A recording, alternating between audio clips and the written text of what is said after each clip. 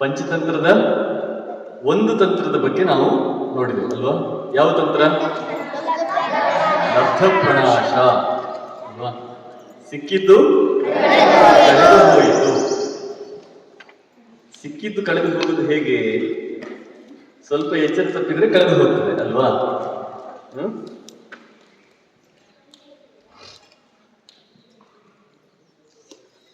ಒಬ್ಬ ಅಗಸ ಇದ್ದಂತೆ.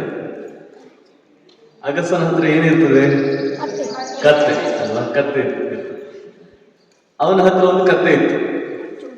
ಆ ಕತ್ತೆಯನ್ನ ಅವನು ಪ್ರತಿದಿನ ಮೇಯ್ಲಿಕ್ಕೆ ಬಿಡ್ತಾ ಇದ್ದ. ಅದು ಎಲ್ಲಿ ಅಲ್ಲಿ ಎಲ್ಲ ಹೋಗಿ ಎಲ್ಲ ಮೇಯ್ಕೊಂಡು ಬರ್ತಾ ಇತ್ತು. ಅದಕ್ಕೆ ಅದರದ್ದೇ ಆದಂತ ಹುಲ್ಲುಗಾವಲು ಅಂತ ಇರಲಿಲ್ಲ. ಅದು ಸಿಕ್ಕವರ ಗದ್ದೆಗಳಿಗೆಲ್ಲ ಹೋಗಿ ಜೋಳದ ತೆನೆ ಮೇಯುವುದು, ಭತ್ತದ ಹುಲ್ಲು ಮೇಯುವುದು, ಈ ಥರದೆಲ್ಲ ಏನು ಭತ್ತದ ಹುಲ್ಲು ಮೇಯುವುದು, ಈ ಥರದ್ದೆಲ್ಲ ಎಲ್ಲ ಮಾಡ್ತಾ ಇತ್ತು. ಒಂದು ಸಲ ಅದು ಹೀಗೆ ಅವನು ಅದನ್ನ ಕರ್ಕೊಂಡು ಹೋಗ್ತಾ ಇರ್ಬೇಕಾದ್ರೆ ಒಂದು ಕಡೆಯಲ್ಲಿ ಅವನಿಗೆ ಹುಲಿಯ ಚರ್ಮ ಸಿಕ್ಕಿತು. ಒಂದು ಹುಲಿ ಸತ್ತು ಬಿದ್ದಿದೆ. ಅದು ಸತ್ತು ಬಿದ್ದು ಸುಮಾರು ದಿನಗಳೆಲ್ಲ ಆಗಿರ್ಬೇಕು. ಅದರ ಒಳಗಿದ್ದು ಮಾಂಸ ಎಲ್ಲ ಅದೆಲ್ಲ ಕರಟಿ ಸೂಟಿ ಎಲ್ಲ ಹೋಗಿದೆ. ಅದರ ಹೊರಗಿನ ಚರ್ಮ ಮಾತ್ರ ಇದೆ. ಇವನು ನೋಡಿದ. ಸುರುವಿಗೆ ನೋಡುವಾಗ ಭಯ ಆಯ್ತು. ನಮ್ಗೆ ಹಾಗೆಲ್ಲ ಅದು ಸತ್ತಿದೆಯೋ ಇಲ್ವೋ ಅಂತ ಆಮೇಲೆ ನೋಡುದು. ಫಸ್ಟಿಗೆ ನೋಡುವಾಗ ಭಯ ಆಗ್ತದೆ ಅಲ್ವಾ? ಸಿಂಹ ನೋಡಿದ್ರು ಕೂಡ ನಾವು ಮಾತಾಡಿಸಿ ಹೋಗ್ತೇವಾ? ಇಲ್ಲ. ಹಾಗೆ ಫಸ್ಟಿಗೆ ಭಯ ಆಯ್ತು. ಆಮೇಲೆ ಅವನಿಗೆ ಗೊತ್ತಾಯ್ತು ಸತ್ತಿದೆ, ಇದರ ಚರ್ಮ ಮಾತ್ರ ಇದೆ ಅಂತ ಗೊತ್ತಾಯ್ತು. ಆ ಚರ್ಮವನ್ನು ತೆಗೆದಾಗ ಅವನಿಗೊಂದು ಯೋಚನೆ ಬಂತು. ಏನ್ ಯೋಚನೆ ಬಂತು? ಇದನ್ನ ನೀಟಾಗಿ ಎಲ್ಲ ತೊಳೆದು ಇದ್ರ ತರ ಮಾಡಿದ್ರೆ, ಜಾಕೆಟ್ ತರ ಏನಾದ್ರು ಮಾಡ್ಕೊಂಡ್ರೆ, ಈ ಜಾಕೆಟ್ ಅನ್ನ ನಾನು ಕತ್ತೆ ಮೇಲೆ ಏನಾದ್ರು ಹಾಕಿದ್ರೆ ದೂರದಲ್ಲಿ ನೋಡೋರಿಗೆ ಹೇಗೆ ಕಾಣ್ತದೆ? ಹುಲಿಯೇ ಹೋಗ್ತಾ ಉಂಟು ಅಂತ ಕಾಣ್ತದೆ ಅಲ್ವಾ? ಸೊ ಹೀಗೆ ಮಾಡ್ಕೊಂಡು ಈ ಕತ್ತೆಯನ್ನ ಎಲ್ಲಾದ್ರೂ ಚೆನ್ನಾಗಿ ಮೇಯಿಸ್ತಾ ಇರ್ಬೋದು ಅಂತ ಅಂದ್ಕೊಂಡವ್ರು. ಅದನ್ನ ಎಲ್ಲ ನೀಟಾಗಿ ಎಲ್ಲ ತೊಳೆದು ಎಲ್ಲ ಕ್ಲೀನ್ ಮಾಡಿ ಅದರ ಚರ್ಮವನ್ನು ರೆಡಿ ಮಾಡಿ ಒಂದು ಜಾಕೆಟ್ ತರ ಅಂಗಿ ತರ ಹೊಲಿದು ಅದನ್ನ ಕತ್ತೆ ಮೇಲೆ ಹಾಕಿದ. ಕತ್ತೆ ಮೇಲೆ ಹಾಕಿ ಅದನ್ನ ಗದ್ದೆಗಳಿಗೆ ಕರ್ಕೊಂಡು ಹೋಗಿ ಬಿಡ್ತಾ ಇದ್ದ. ಕತ್ತೆಗೆ ಗೊತ್ತಿಲ್ಲ ನನ್ನ ಮೈ ಮೇಲೆ ಹುಲಿ ಚರ್ಮ ಇದೆ ಅಂತ. ಅದು ತನ್ನಷ್ಟಕ್ಕೆ ಮೇಯ್ತಾ ಇತ್ತು. ಆದ್ರೆ ದೂರದಲ್ಲಿ ನೋಡುವವರಿಗೆ ದೂರದಲ್ಲಿ ಯಾವುದೋ ಒಂದು ಹುಲಿ ಇದೆ ಅಂತ ಅನಿಸ್ತಾ ಇತ್ತು. ಹತ್ರ ಬಂದು ನೋಡ್ತಾರ, ಪರೀಕ್ಷೆ ಮಾಡ್ತಾರ ಯಾರಾದ್ರೂ? ಹುಲಿ ಹೌದಾ ಅಲ್ವಾ ಅಂತ ಹತ್ರ ಬಂದು ಯಾರಾದ್ರೂ ನೋಡ್ತಾರ? ದೂರದಲ್ಲಿ ನೋಡಿದ್ರೆ ಓಡ್ತಾರೆ ಅಲ್ವಾ? ಹಾಗೆ ದೂರದಲ್ಲಿ ನೋಡಿ ಅವರೆಲ್ಲ ಓಡ್ತಾ ಇದ್ರು, ಹುಲಿ ಇರ್ಬೋದು ಅಂತ ಹೇಳಿ. ಇದು ಆರಾಮಾಗಿ ಅಲ್ಲಿ ಗದ್ದೆಗಳಲ್ಲಿ ಎಲ್ಲ ಹುಲ್ಲು ಗರಿಕೆ ಎಲ್ಲ ಮೇಯ್ಕೊಂಡು ಆರಾಮಾಗಿ ಇತ್ತು. ತುಂಬಾ ದಷ್ಟಪುಷ್ಟ ಆಯ್ತು. ಒಂದು ದಿವಸ ಏನಾಯ್ತು, ಅದಕ್ಕೆ ಹಾಗೆ ಮೇಯ್ತಾ ಇರ್ಬೇಕಾದ್ರೆ ಎಲ್ಲೋ ದೂರದಲ್ಲಿ ಒಂದು 2-3 ಕತ್ತೆಗಳು ಅರಚಾಟ ಮಾಡೋದು ಕೇಳಿತು. ಕತ್ತೆಗಳು ಅರಚಿದ್ರೆ ಈ ಕತ್ತೆ ಏನ್ ಮಾಡ್ತದೆ? ಸುಮ್ಮನೆ ಇರ್ತದ? ಮತ್ತೇನ್ ಮಾಡ್ತದೆ? ಮಾತಾಡ್ಬೇಡಿ ಅಂತ ಹೇಳ್ತದ? ಕಿರ್ಚಾಡ್ಬೇಡಿ ಅಂತ ಹೇಳ್ತದ? ಮತ್ತೇನ್ ಮಾಡ್ತದೆ? ಇದು ಕೂಡ ಅದಕ್ಕೆ ಧ್ವನಿ ಸೇರಿಸ್ತದೆ ಅಲ್ವಾ? ಕತ್ತೆಗಳಲ್ಲಿ ಅರಚಾಡ್ತಾ ಇದ್ರೆ ಇದು ಕೂಡ ಖುಷಿಯಲ್ಲಿ ಅವ್ರ ಜೊತೆಗೆ ಅರಚಾಟ ಮಾಡ್ತದೆ. ನಾಯಿಗಳನ್ನ ನಾವು ನೋಡಿದೀವಲ್ಲ, ಒಂದು ನಾಯಿ ಏನಾದ್ರು ಊಳಿಡ್ತಾ ಇದ್ರೆ ಇನ್ನೊಂದು ನಾಯಿ ಏನ್ ಮಾಡ್ತದೆ? ಸುಮ್ನೆ ಮನೆಗೆ ಮಲ್ಕೊಳ್ತದ? ಇಲ್ಲ, ಅದು ಒಂದು ಇದ್ರ ಜೊತೆಗೆ ಸೇರಿ ಅದು ಕೂಡ ಊಳಿಡ್ತಾ ಇರ್ತದೆ ಅಲ್ವಾ? ಅಥವಾ ನರಿಗಳು, ಒಂದು ನರಿ ಊಳಿಡ್ತಾ ಇದ್ರೆ ಎಲ್ಲ ನರಿಗಳು ಕೂಡ ಅದ್ರ ಜೊತೆ ಸೇರಿ ಊಳಿಡ್ಲಿಕ್ಕೆ ಶುರು ಮಾಡ್ತಾರೆ, ಕೂಗ್ಲಿಕ್ಕೆ ಶುರು ಮಾಡ್ತಾರೆ. ಹಾಗೆ ಒಂದು ಕತ್ತೆ ಎಲ್ಲಿಯೋ ಒಂದ್ ಕಡೆ ದೂರದಲ್ಲಿ ಅರಚಾಟ ಮಾಡ್ತಾ ಇದ್ದು ಕೇಳಿ ಏನಾಯ್ತು ಇದಕ್ಕೆ? ಈ ಖುಷಿಗೆ, ಈ ಕತ್ತೆಗೆ ನನ್ನ ಮೈ ಮೇಲೆ ಹುಲಿ ಚರ್ಮ ಇರುವುದೇ ಮರ್ತು ಹೋಯ್ತು. ಅದೇನ್ ಮಾಡಿತು? ತಲೆ ಎತ್ತಿ ಅದು ಕೂಡ ಜೋರಾಗಿ ಅರಚಿತು. ಅದು ಅರಚಿದ್ಕೊಳ್ಳೆ ಏನಾಯ್ತು? ರೈತರಿಗೆ ವಿಷಯ ಗೊತ್ತಾಯ್ತು. ಅವ್ರು ಬಂದು ಕತ್ತೆಗೆ ಸರಿ ದನಕ್ಕೆ ಅಲ್ಲ ಕತ್ತೆಗೆ ಬಡಿಯೋ ಹಾಗೆ ಬಡೋದು. ಕತ್ತೆಗೆ ಬಡಿದಂದ್ರೆ ಏನು? ಕತ್ತೆಗೆ ಎಷ್ಟು ಬಡಿದ್ರು ಕೂಡ ಅದಕ್ಕೆ ಒಂದು ಅರ್ಧ ಗಂಟೆಯಲ್ಲಿ ಮರ್ತು ಹೋಗ್ತದೆ. ಅದಕ್ಕೆ ಆ ನೋವು ಏನು ಉಳಿಯುವುದಿಲ್ಲ ಅಲ್ವಾ? ಅದಕ್ಕೆ ಹೇಳ್ತಾರೆ ಕತ್ತೆಗೆ ಬಡಿದ್ರೆ ಹಾಗೆ ಬಡಿತೇನೆ ಅಂತ ಹೇಳ್ತಾರೆ. ಯಾಕೆ? ಕತ್ತೆಗೆ ಎಷ್ಟು ಬೇಕಾದ್ರೂ ಬಡಿಬಹುದು, ಬಡಿದ್ರೆ ಅದಕ್ಕೇನು ನೆನಪು ಉಳಿಯುವುದಿಲ್ಲ. ಬೆಳಿಗ್ಗೆ ಬೆಳೆದ್ರೆ ಸಂಜೆ ಅದಕ್ಕೆ ಮರ್ತು ಹೋಗಿ ಆಯ್ತು. ಹಾಗೆ ಸರಿ ಅದಕ್ಕೆ ದೊಣ್ಣೆಯಿಂದ ಬಾರಿಸಿದ. ಅವನ ಊಟವೂ ಹೋಯ್ತು, ಅವನ ಹುಲಿ ಚರ್ಮವೂ ಹೋಯ್ತು, ಅವನ ಕತ್ತೆಯೂ ಹೋಯ್ತು. ಸಿಕ್ಕಿದ್ದು ಕಳೆದು ಹೋಯಿತು. ಏನ್ ಸಿಕ್ಕಿತ್ತು ಅವನಿಗೆ? ಒಂದು ಅವಕಾಶ ಸಿಕ್ಕಿತ್ತಲ್ಲ, ಒಂದು ಹುಲಿ ಚರ್ಮ ಸಿಕ್ಕಿತ್ತು. ಅದನ್ನ ಇಟ್ಕೊಂಡು ಏನ್ ಬೇಕಾದ್ರೂ ಮಾಡ್ಬೋದಾಗಿತ್ತು. ಆದ್ರೆ ಅದು ಈ ಕತ್ತೆ ಬುದ್ಧಿಯಿಂದ ಅದು ಕಳೆದು ಹೋಯಿತು. ಹೀಗೆ ಸಿಕ್ಕಿದ್ದು ಕಳೆದು ಹೋದ್ರದ ಬಗ್ಗೆ ಪಂಚತಂತ್ರದಲ್ಲಿ ಬೇಕಾದಷ್ಟು ಕಥೆಗಳಿದ್ದಾವೆ. ಈಗ 2ನೇ ತಂತ್ರಕ್ಕೆ ಬರುವ. ಎರಡನೇ ತಂತ್ರ ಏನ್ ಹೇಳ್ತಾರೆ? ನಿನ್ನೆ ಏನ್ ಹೇಳಿದೆ ನಾನು? ಯಾವ ಕಥೆ ಅಂತ ಹೇಳಿದೆ? ಅಪರೀಕ್ಷಿತ ಕಾರಕ ಅಲ್ವಾ? ಏನ್ ಮಾಡ್ತಾ ಇದ್ದಾರೆ? ಪರೀಕ್ಷೆ ಮಾಡದೆ ಕೆಲಸ ಮಾಡ್ತಾ ಇದ್ದಾರೆ. ಪರೀಕ್ಷೆ ಮಾಡದೆ ಕೆಲಸ ಮಾಡಿದ್ರೆ ಏನಾಗ್ತದೆ? ಕೆಲಸ ಹಾಳು ಅಲ್ವಾ? ನಾವು ಯಾವುದನ್ನಾದ್ರೂ ಪರೀಕ್ಷಿಸಿ ನೋಡ್ಬೇಕು, ಮೊದಲಿಗೆ ಪರೀಕ್ಷೆ ಮಾಡಿ ನೋಡ್ಬೇಕು. ಸುಮ್ಮನೆ ಸಿಕ್ಕಿತು ಅಂತ ಹೇಳಿ ಏನೋ ಒಂದು ಮಾಡಿಬಿಡೋದಿಲ್ಲ, ಮಾಡಿದ್ರೆ ಆ ಕೆಲಸ ಕೆಡಬಹುದು. ಅದಕ್ಕೆ ಸುಮಾರು ಕಥೆಗಳನ್ನ ವಿಷ್ಣು ಶರ್ಮರು ಹೇಳ್ತಾರೆ. ಉದಾಹರಣೆಗೆ ಒಬ್ಬ ಮಣಿಭದ್ರ ಅಂತ ಒಬ್ಬ ಇದ್ದ, ಒಬ್ಬ ಶೆಟ್ಟಿ ಅಂದ್ರೆ ವರ್ತಕ, ಮೂಲತಃ ಒಬ್ಬ ವರ್ತಕ. ಅವನು ಏನಾಯ್ತು, ಅವನಿಗೆ ವ್ಯಾಪಾರದಲ್ಲಿ ಏನೋ ನಷ್ಟ ಆಯ್ತು, ಅವನು ಬಡವ ಅಂತ ಬಂದ. ಅವನ ಕೈಯಲ್ಲಿ ಮೊದಲಿದ್ದಷ್ಟು ದುಡ್ಡು ಉಳಿಲಿಲ್ಲ, ಎಲ್ಲ ದುಡ್ಡು ಹೋಯ್ತು. ಅವರಿವತ್ತು ಸಾಲ ಮಾಡ್ಬೇಕಾಯ್ತು. ಹೀಗೆ ಏನೇನೋ ಕಷ್ಟಗಳು ಬಂತು ಅವನಿಗೆ. ಅವನು 24 ತಾಸು ಕೂಡ ದುಡ್ಡಿನ ಬಗ್ಗೆನೇ ಯೋಚನೆ ಮಾಡ್ತಾ ಇದ್ದ. ಅಯ್ಯೋ ದುಡ್ಡು ಹೇಗೆ ಮಾಡುದು, ಅಯ್ಯೋ ದುಡ್ಡು ಹೇಗೆ ಗಳಿಸೋದು, ಅಯ್ಯೋ ಮಾಡಿದ ಸಾಲವನ್ನು ಹೇಗೆ ತೀರಿಸೋದು, ಹೀಗೆ ದುಡ್ಡಿನ ಬಗ್ಗೆ ಯೋಚನೆ ಮಾಡ್ತಾ ಇದ್ದ. ಹಾಗೆ ಒಂದು ಸಲ ಅವನು ಯೋಚನೆ ಮಾಡ್ತಾ ಮಲಗಿದಾಗ ಅವನಿಗೆ ರಾತ್ರಿ ಒಂದು ಕನಸು ಬಂತು.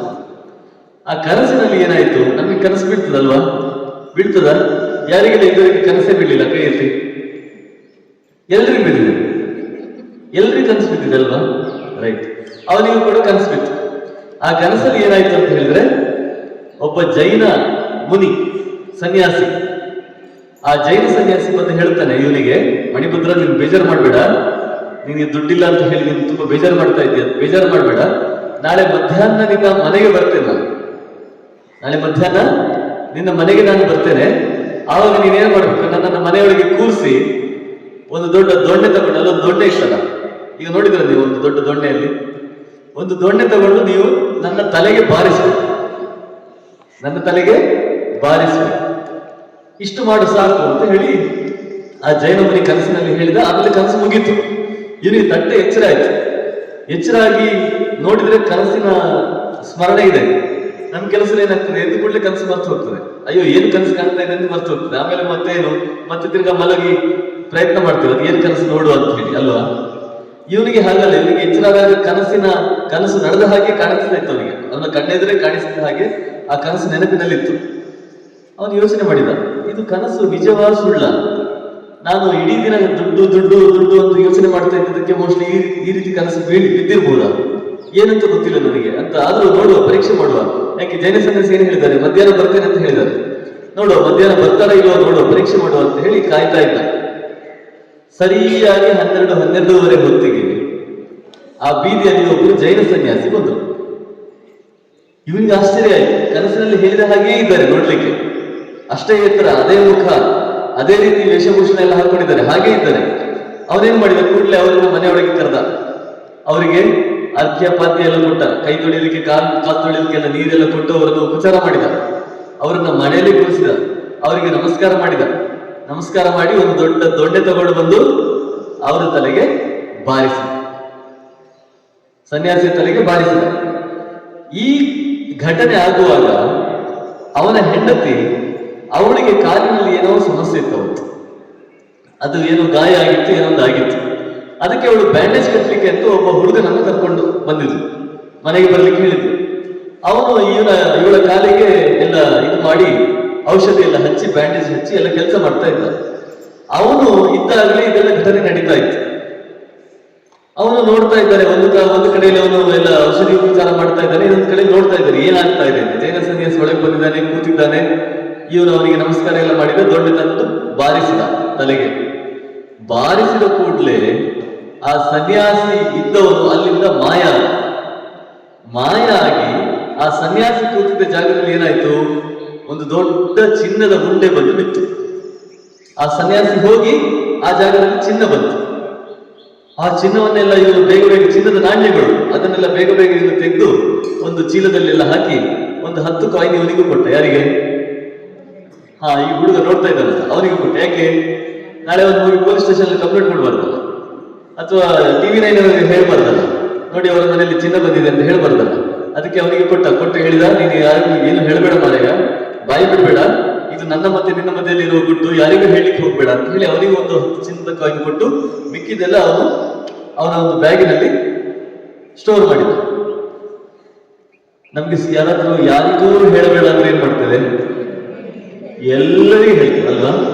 ಯಾಕಂದ್ರೆ ತಡೆಯುವುದಿಲ್ಲ ನಮ್ಗೆ ಅಲ್ವಾ. ಅಥವಾ ಇದು ಯಾರಿಗೂ ಹೇಳಬೇಡ, ಗುಟ್ಟಾಗಿರ್ಬೇಕು ಅಂತ ಹೇಳಿದ್ರೆ ನಾಳೆ ಇಡೀ ದಿನ ಇಡೀ ಲೋಕದಲ್ಲಿ ಎಲ್ಲರಿಗೂ ರಟ್ಟಾಗಿರ್ತದೆ. ಹಾಗೆ ಇವನೇನು ಮಾಡಿದ, ನಾನು ಕೂಡ ಹೀಗೆ ದುಡ್ಡು ಮಾಡಬೇಕು. ಬಹುಶಃ ಈ ಜೈನ ಸನ್ಯಾಸಿಗಳನ್ನ ಮನೆಗೆ ಕರೆದು ದಂಡೆಯಲ್ಲಿ ಹೊಡೆದ್ರೆ ಅವರೆಲ್ಲ ಚಿನ್ನ ಆಗ್ತಾರೆ ಅಂತ ಹೇಳಿ ಇವನೊಂದು ಜೈನ ಮಠಕ್ಕೆ ಹೋದ.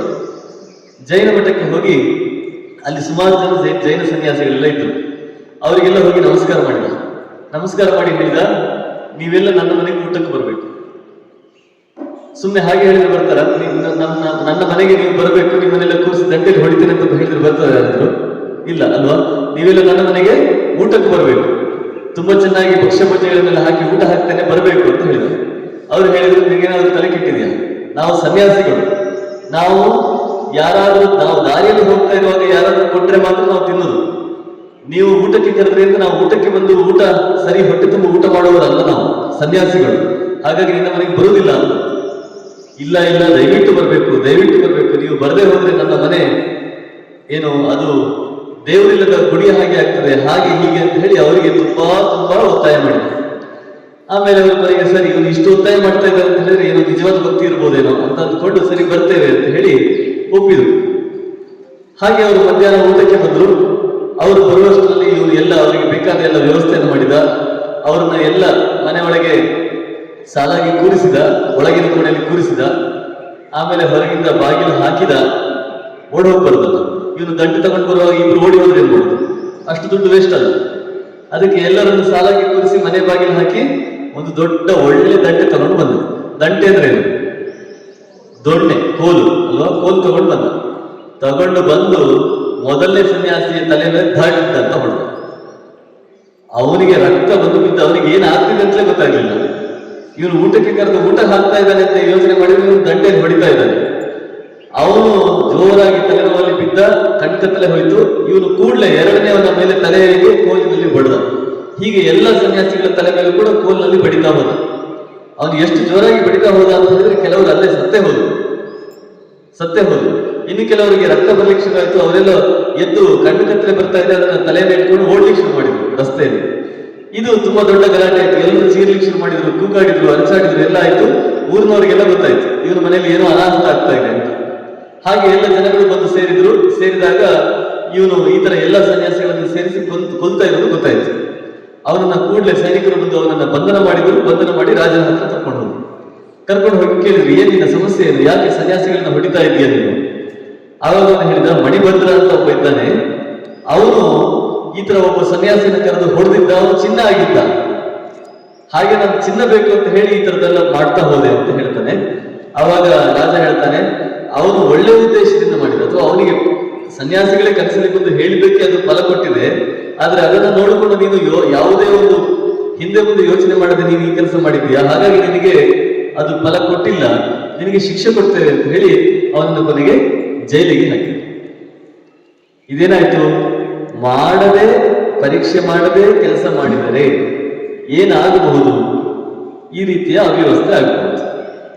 ಕರೆಕ್ಟಾ? ಅರ್ಥ ಆಗ್ತಿದೆಯಾ?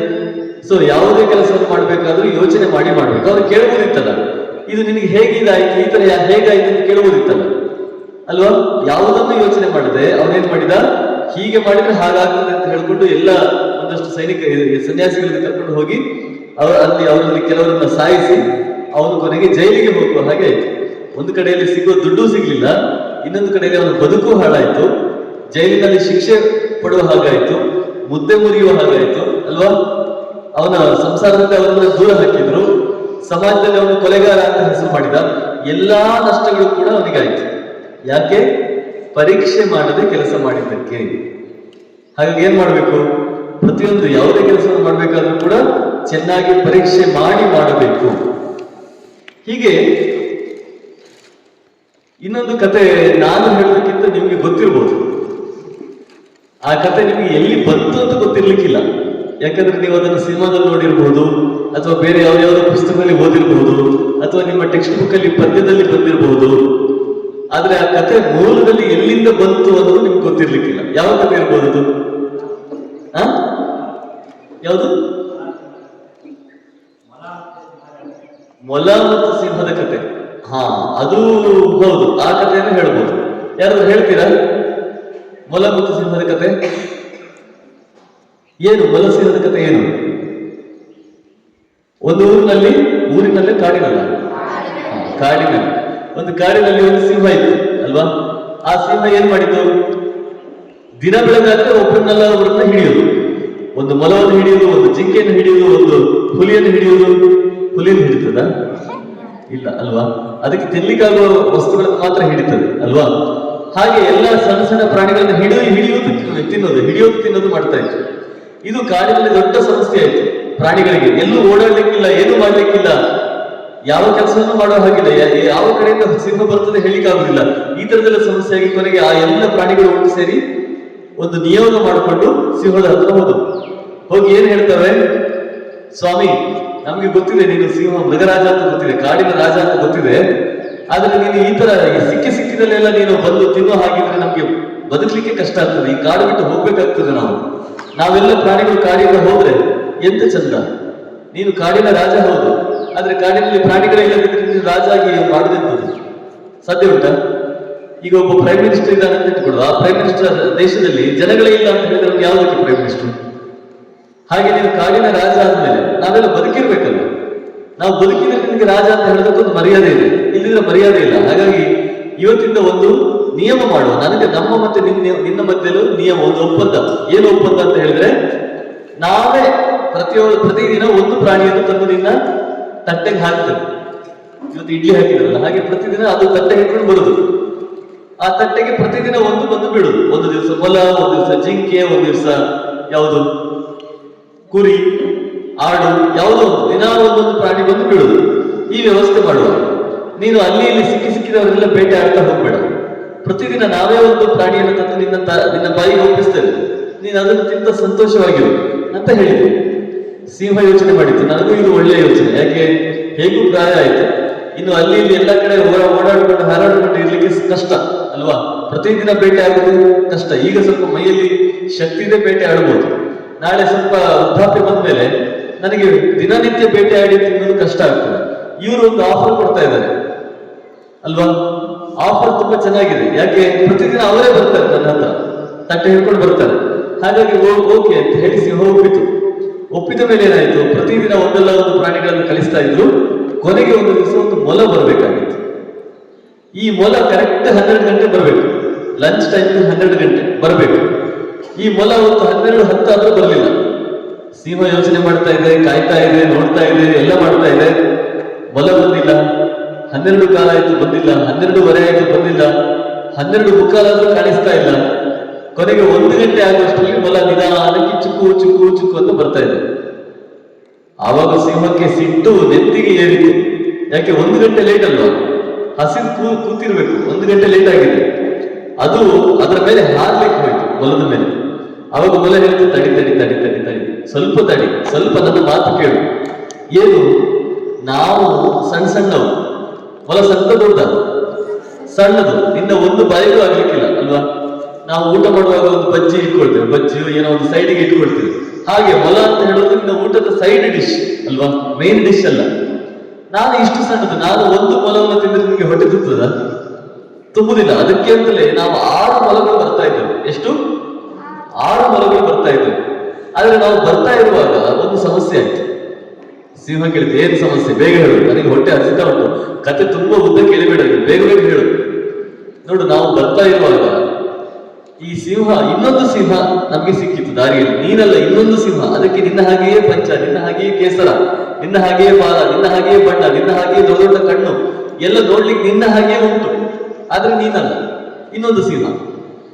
ಆ ಸಿಂಹ ನಾನು ನಿನ್ನನ್ನು ಕೊಲ್ತೇನೆ ಅಂತ ಹೇಳಿ ಅದು ಬಂದು ಅಡ್ಡ ಬಂತು. ಆವಾಗ ನಾವು ಹೇಳಿದೆವು, ಹೀಗೆ ವ್ಯವಸ್ಥೆ ಉಂಟು, ನಾವು ಇನ್ನೊಂದು ಸಿಂಹದ ಹತ್ರ ಹೋಗ್ತಾ ಇದ್ದೇವೆ, ಆಹಾರವಾಗಿ ಹೋಗ್ತಾ ಇದ್ದೇವೆ, ನಿನಗೆ ನಾವು ಆಹಾರವಾಗ್ಲಿಕ್ಕೆ ಸಾಧ್ಯ ಇಲ್ಲ ಅಂತ ನಾವು ಹೇಳಿದಾಗ, ಅದು ಯಾವ ಸಿಂಹ ಬರ್ಲಿ, ನನ್ನ ಎದುರು ಬರ್ಲಿ, ನಾನು ಅವನನ್ನು ಕೊಂದು ಮುಗಿಸ್ತೇನೆ ಅಂತ ಹೇಳಿ ಜೋರಾಗಿ ಅದು ಗರ್ಜನೆ ಮಾಡಿತು. ಈಗ 5 ಮೊಲಗಳು ಅವನ ಹತ್ರ ಉಂಟು. ಕೊನೆಗೆ ನಾನು ಹೇಳಿದೆ, ಈ ವಿಷಯವನ್ನಾದ್ರೂ ನಾನು ಆ ಸಿಂಹಕ್ಕೆ ಹೇಳಿ ಬರ್ತೇನೆ ಅಂತ ಹೇಳಿ ನಾನು ಬಂದಿದ್ದೇನೆ, ನಾನು ಒಬ್ಬ ಬಂದಿದ್ದೇನೆ. 5 ಮೊಲಗಳು ಅವನ ಕೈಯಲ್ಲಿ ಉಂಟು, ನೀನು ಬಂದು ಅವನನ್ನು ಹೇಗಾದ್ರೂ ಮಾಡಿ ಕೊಲ್ಲಬೇಕು. ಅವಾಗ ಈ ಸಿಂಹ ಹೇಳಿದ್ರು, ನನ್ನ ಕಾಡಿನಲ್ಲಿ ನಾನು ಒಬ್ಬನೇ ರಾಜ. ಇಬ್ಬರಿಬ್ರು ರಾಜ ಇರ್ತಾರ ಒಂದು ರಾಜ್ಯಕ್ಕೆ? ಇಲ್ಲ, ಇರ್ಬೇಕಾದವನು ಒಬ್ಬನೇ ರಾಜ. ಅವನು ಇನ್ನೊಬ್ಬ ರಾಜ ಅಂತ ಆದ್ರೆ ಅವನ ನಾನು ಹೋಗಿ ಗೆಲ್ತೇನೆ ಅಂತ ಹೇಳಿ ಇದು ಮೊಲದ ಜೊತೆ ಹೋಯ್ತು. ಮೊಲ ಹೋಗಿ ಏನನ್ನು ತೋರಿಸಿತು? ನೀರನ್ನು ತೋರಿಸಿತು. ಒಂದು ದೊಡ್ಡ ಬಾವಿ ಒಳಗೆ ನೋಡು, ಅಲ್ಲಿ ಒಳಗೆ ಇದ್ದಾನೆ ಅಂತ ಹೇಳಿತು. ಸಿಂಹ ಒಳಗೆ ಹೀಗೆ ಇಣುಕಿತು. ಇಣುಕಿ ನೋಡಿದ್ರೆ ಏನು? ಇವನದ್ದೇ ಕಣ್ಣು, ಇವನದ್ದೇ ಕಿವಿ, ಇವನದ್ದೇ ಬಾಯಿ, ಇವನದ್ದೇ ಹಲ್ಲು. ಬಾಲ ಸ್ವಲ್ಪ ಅಲ್ಲಾಡಿಸಿತು, ಅದು ಕೂಡ ಬಾಲ ಅಲ್ಲಾಡಿಸ್ತಾ ಉಂಟು. ಇವನು ಕೈ ಎತ್ತಿದ, ಅದು ಕೂಡ ಕೈ ಎತ್ತಾ ಉಂಟು. ಇವನು ಹಲ್ಲು ತೋರಿಸಿದ, ಅದು ಕೂಡ ಹಲ್ಲು ತೋರಿಸ್ತಾ ಉಂಟು. ಇವನು ಜೋರಾಗಿ ಗರ್ಜನೆ ಮಾಡಿದ, ಬಾವಿ ಒಳಗೆ ಮುಖ ಇಟ್ಟು ಗರ್ಜನೆ ಮಾಡಿದ್ರೆ ಏನಾಗ್ತದೆ? ಅದು ಎಕೋ ಆಗ್ತದೆ ಅಲ್ವಾ, ಪ್ರತಿಧ್ವನಿ ಬರ್ತದೆ. ಇವನು ಒಂದು ಸಲ ಆ ಅಂತ ಹೇಳಿದ್ರೆ ಅದು 3 ಸಲ ಹೇಳ್ತದೆ ಅಲ್ವಾ. ಆವಾಗ ಮೊಲ ಹೇಳ್ತು, ನೋಡು ನೀನು ಒಂದು ಸಲ ಗರ್ಜನೆ ಮಾಡಿದ್ರೆ 3 ಸಲ ಮಾಡ್ತಾ ಇದ್ದಾನೆ, ನಿನಗಿಂತ ಜೋರಿದ್ದಾನೆ, ನೋಡು ಅವನನ್ನು ಏನಾದ್ರೂ ಮಾಡಿ ಮುಗಿಸು ಅಂತ ಹೇಳಿತು. ಆವಾಗ ಸಿಂಹಕ್ಕೆ ಎಷ್ಟು ಕೋಪ ಬಂತು ಹೇಳಿದ್ರೆ ಅದಕ್ಕೆ ಒಳಗೆ ಮಿದುಳು ಉಂಟಂತೆ ನೆನಪಿರ್ಲಿಲ್ಲ. ಅದೇನ್ ಮಾಡಿತು? ಬಾವಿ ಒಳಗೆ ಹಾರಿತು. ಅಪರೀಕ್ಷಿತ ಕಾರಕ, ಯೋಚನೆ ಮಾಡದೆ ಕೆಲಸ ಮಾಡಿದ್ರೆ ಬಾವಿ ಒಳಗೆ ಬಿದ್ದ ಸಿಂಹದ ಹಾಗೆ. ಕರೆಕ್ಟಾ? ಎಸ್. ಹೀಗೆಯೇ ಒಬ್ಬ ಬ್ರಾಹ್ಮಣ ಇದ್ದ, ಅವನ ಹೆಸರು ದೇವಶರ್ಮ. ಈ ದೇವಶರ್ಮಗೆ ಒಬ್ಬಳ ಹೆಂಡತಿ, ಅವಳ ಹೆಸರು ಯಜ್ಞದತ್ತೆ ಅಂತ ಹೇಳಿ. ಅವರಿಬ್ಬರಿಗೆ ಒಂದು ಮಗು ಆಯ್ತು. ಸುಮಾರು ವರ್ಷ ಆದ್ಮೇಲೆ ಒಂದು ಮಗು ಆಯ್ತು. ಆ ಮಗು ಹುಟ್ಟಿದ ಸಮಯಕ್ಕೆ ಅವರ ಮನೆ ಹತ್ರ ಒಂದು ಸಣ್ಣ ಮುಂಗುಸಿ ಮರಿ ಸಿಕ್ಕಿತು ಅವರಿಗೆ. ಯಾವುದು? ಮುಂಗುಸಿ ಮರಿ. ಆ ಮುಂಗುಸಿ ತಾಯಿ ಅದು ಏನೋ ಆಗಿ ಸತ್ತು ಹೋಗಿದೆ. ಈ ಮರಿ ಮಾತ್ರ ಸಿಕ್ಕಿತು, ಅಂಗಳದಲ್ಲಿ ಒಂದೇ ಬಿತ್ಕೊಂಡಿತ್ತು. ಇವರು ಹೋಗಿ ಅದನ್ನು ಎತ್ಕೊಂಡು ಬಂದ್ರು. ಸಣ್ಣ ಮರಿ, ಮುಂಗುಸಿ ಮರಿ ನೋಡಿದ್ದೀರಾ? ಸಣ್ಣದಿರ್ತದೆ, ಇಷ್ಟೇ ಸಣ್ಣದು. ಅಳಿಲು ಮರಿ ನೋಡಿದ್ದೀರಾ? ಇಷ್ಟೇ ಸಣ್ಣದು, ಒಂದು ಹಲ್ಲಿಯಷ್ಟು ದೊಡ್ಡದಿರುವುದಿಲ್ಲ, ಸಣ್ಣ ಮರಿ. ಅದನ್ನು ತಗೊಂಡು ಬಂದು ಮನೆಯಲ್ಲಿ ಸಾಕಿದ್ರು. ಸಾಕಿ ಈ ಮಗು ದೊಡ್ಡದಾಯ್ತು. 1 ವರ್ಷ ಆಯ್ತು, 1.5 ವರ್ಷ ಆಯ್ತು, ದೊಡ್ಡದಾಗ್ತಾ ಬಂತು. ಹಾಗೆ ಮುಂಗುಸಿ ಏನಾಯ್ತು? ಅದು ಕೂಡ ದೊಡ್ಡದಾಯ್ತು. ಮುಂಗುಸಿ ಬೇಗ ದೊಡ್ಡದಾಗ್ತದೆ, ಮಗು ಬೇಗ ದೊಡ್ಡದಾಗ್ತದೆ. ಮುಂಗುಸಿ ಬೇಗ ದೊಡ್ಡದು. ಯಾಕೆ? ಅದಕ್ಕೆ ಆಯುಷ್ಯವೇ ಕಡಿಮೆ ಅಲ್ವಾ, 6-7 ವರ್ಷಗಳಲ್ಲಿ ತೀರಿ ಹೋಗ್ತದೆ. ಸೊ ಅದು ದೊಡ್ಡದಾಯ್ತು. ಆ ಮುಂಗುಸಿಯನ್ನ ಮನೆಯಲ್ಲಿ ಇಟ್ಕೊಂಡು ಅದನ್ನು ಕೂಡ ಸಾಕ್ತಾ ಇದ್ರು. ಮಗುವನ್ನು ಸಾಕಿದ ಹಾಗೆ ಅದನ್ನು ಸಾಕ್ತಾ ಇದ್ರು. ಅದಕ್ಕೆ ಒಳ್ಳೆ ಆಹಾರ ಕೊಡ್ತಾ ಇದ್ರು, ಅದಕ್ಕೆ ಚೆನ್ನಾಗಿ ಮಲಗಿಸ್ತಾ ಇದ್ರು, ಎಲ್ಲ ಮಾಡ್ತಾ ಇದ್ರು. ಒಂದು ದಿವಸ ಏನಾಯ್ತು, ಈ ಹೆಂಗಸು ಅವಳು ಎಲ್ಲೋ ಹೊರಗೆ ಹೋಗಿ ನೀರು ತರಬೇಕಾಗಿತ್ತು. ಅವಳು ನೀರಿಗೆ ಅಂತ ಹೊರಗಡೆ ಹೋಗುವಾಗ ಏನ್ ಹೇಳಿದ್ದು ದೇವಶರ್ಮನಿಗೆ, ಮಗುವನ್ನು ಚೆನ್ನಾಗಿ ನೋಡ್ಕೊಳ್ತಾ ಇರಿ, ನಾನು ಈಗ ಹೋಗಿ ಈಗ ಬರ್ತೇನೆ, ಅರ್ಧ ಗಂಟೆ ಅಷ್ಟೇ, ಅಲ್ಲಿ ದೂರದಲ್ಲಿ ಒಂದು ಬಾವಿ ಇದೆ, ಅಲ್ಲಿ ಹೋಗಿ ನೀರು ತಗೊಂಡ್ ಬರ್ತೇನೆ ಅಂತ ಹೇಳಿದ್ರು. ಇವನು ಸರಿ ಅಂತ ಹೇಳಿ ಸ್ವಲ್ಪ ಹೊತ್ತಿನಲ್ಲಿ ಯಾರೊಬ್ಬರು ಸೈನಿಕರು ಬಂದ್ರು ಮನೆಗೆ. ಅವ್ರು ಬಂದು ಹೇಳಿದ್ರು, ರಾಜ ಕರೀತಾ ಇದ್ದಾರೆ, ಏನೋ ಮುಹೂರ್ತ ನೋಡ್ಬೇಕಂತೆ, ಯಾವುದೊಂದು ಸಮಾರಂಭಕ್ಕೆ ನೀವು ಬೇಗ ಬರಬೇಕು. ರಾಜರು ಹೇಳುವಾಗ ಹೇಳಿಗಾಗ್ತದೆ, ಒಂದು ಅರ್ಧ ಗಂಟೆ ಬಿಟ್ಟು ಬಿಡ್ತಾನೆ ಹೇಳಿಗಾಗ್ತದ? ಇಲ್ಲ, ಇಮಿಡಿಯೇಟ್ ಹೋಗ್ಬೇಕಲ್ವಾ. ಇವನೇನ್ ಅನ್ಕೊಂಡ, ಹೇಗೂ ಸ್ವಲ್ಪ ಹೊತ್ತಿನಲ್ಲಿ ಇವಳು ಬರ್ತಾಳೆ. ಯಾರು? ನೀರು ತಗೊಂಡು ಬರ್ಲಿಕ್ಕೆ ಹೋದ ಹೆಂಡತಿ ಬರ್ತಾಳೆ. ಅವಳು ಬರುವಷ್ಟರಲ್ಲಿ ನಾನು ಹೋಗಿದ್ರೆ ಏನು ಪ್ರಾಬ್ಲಮ್ ಇಲ್ಲ, ಒಂದು 10-15 ನಿಮಿಷ ಡಿಫರೆನ್ಸ್ ಅಷ್ಟೇ. ಹಾಗಾಗಿ ಮಗು ಇರ್ಲಿ, ತೊಟ್ಟಿಲಲ್ಲಿ ತೂಗ್ತಾ ಇರಲಿ, ಈ ಮುಂಗುಸಿಯನ್ನು ಅದ್ರ ಪಕ್ಕದಲ್ಲಿ ಕಟ್ಟಿರ್ತೇನೆ ಅಂತ ಹೇಳಿ ಆ ಮುಂಗುಸಿಯನ್ನು ಅಲ್ಲಿ ಕೆಳಗೆ ಹೊರಗಡೆ ಬಾಗಿಲಿನ ಹತ್ರ ಅದನ್ನ ಕಟ್ಟಿ ಅವನು ಹೋದ, ರಾಜರ ಹತ್ರ ಹೋದ. ಸ್ವಲ್ಪ ಹೊತ್ತಾಗುವಾಗ ಏನಾಯ್ತು, ಈ ಹೆಂಗಸು ಬಂದ್ಲು ವಾಪಸ್, ನೀರು ತಗೊಂಡು ಬರುವಾಗ ಅವಳು ಮನೆ ಹತ್ರ ಅಂಗಳಕ್ಕೆ ಬರುವಷ್ಟರಲ್ಲಿ ಅಂಗಳದ ಪಕ್ಕದಲ್ಲಿ ಏನಿದೆ? ಮುಂಗುಸಿ ಇದೆ. ಮುಂಗುಸಿಯ ಬಾಯಲ್ಲಿ ಏನಿದೆ? ರಕ್ತ ಇದೆ. ಇವಳ ತಲೆಯಲ್ಲಿ ಏನೆಲ್ಲ ಯೋಚನೆ ಬಂತು?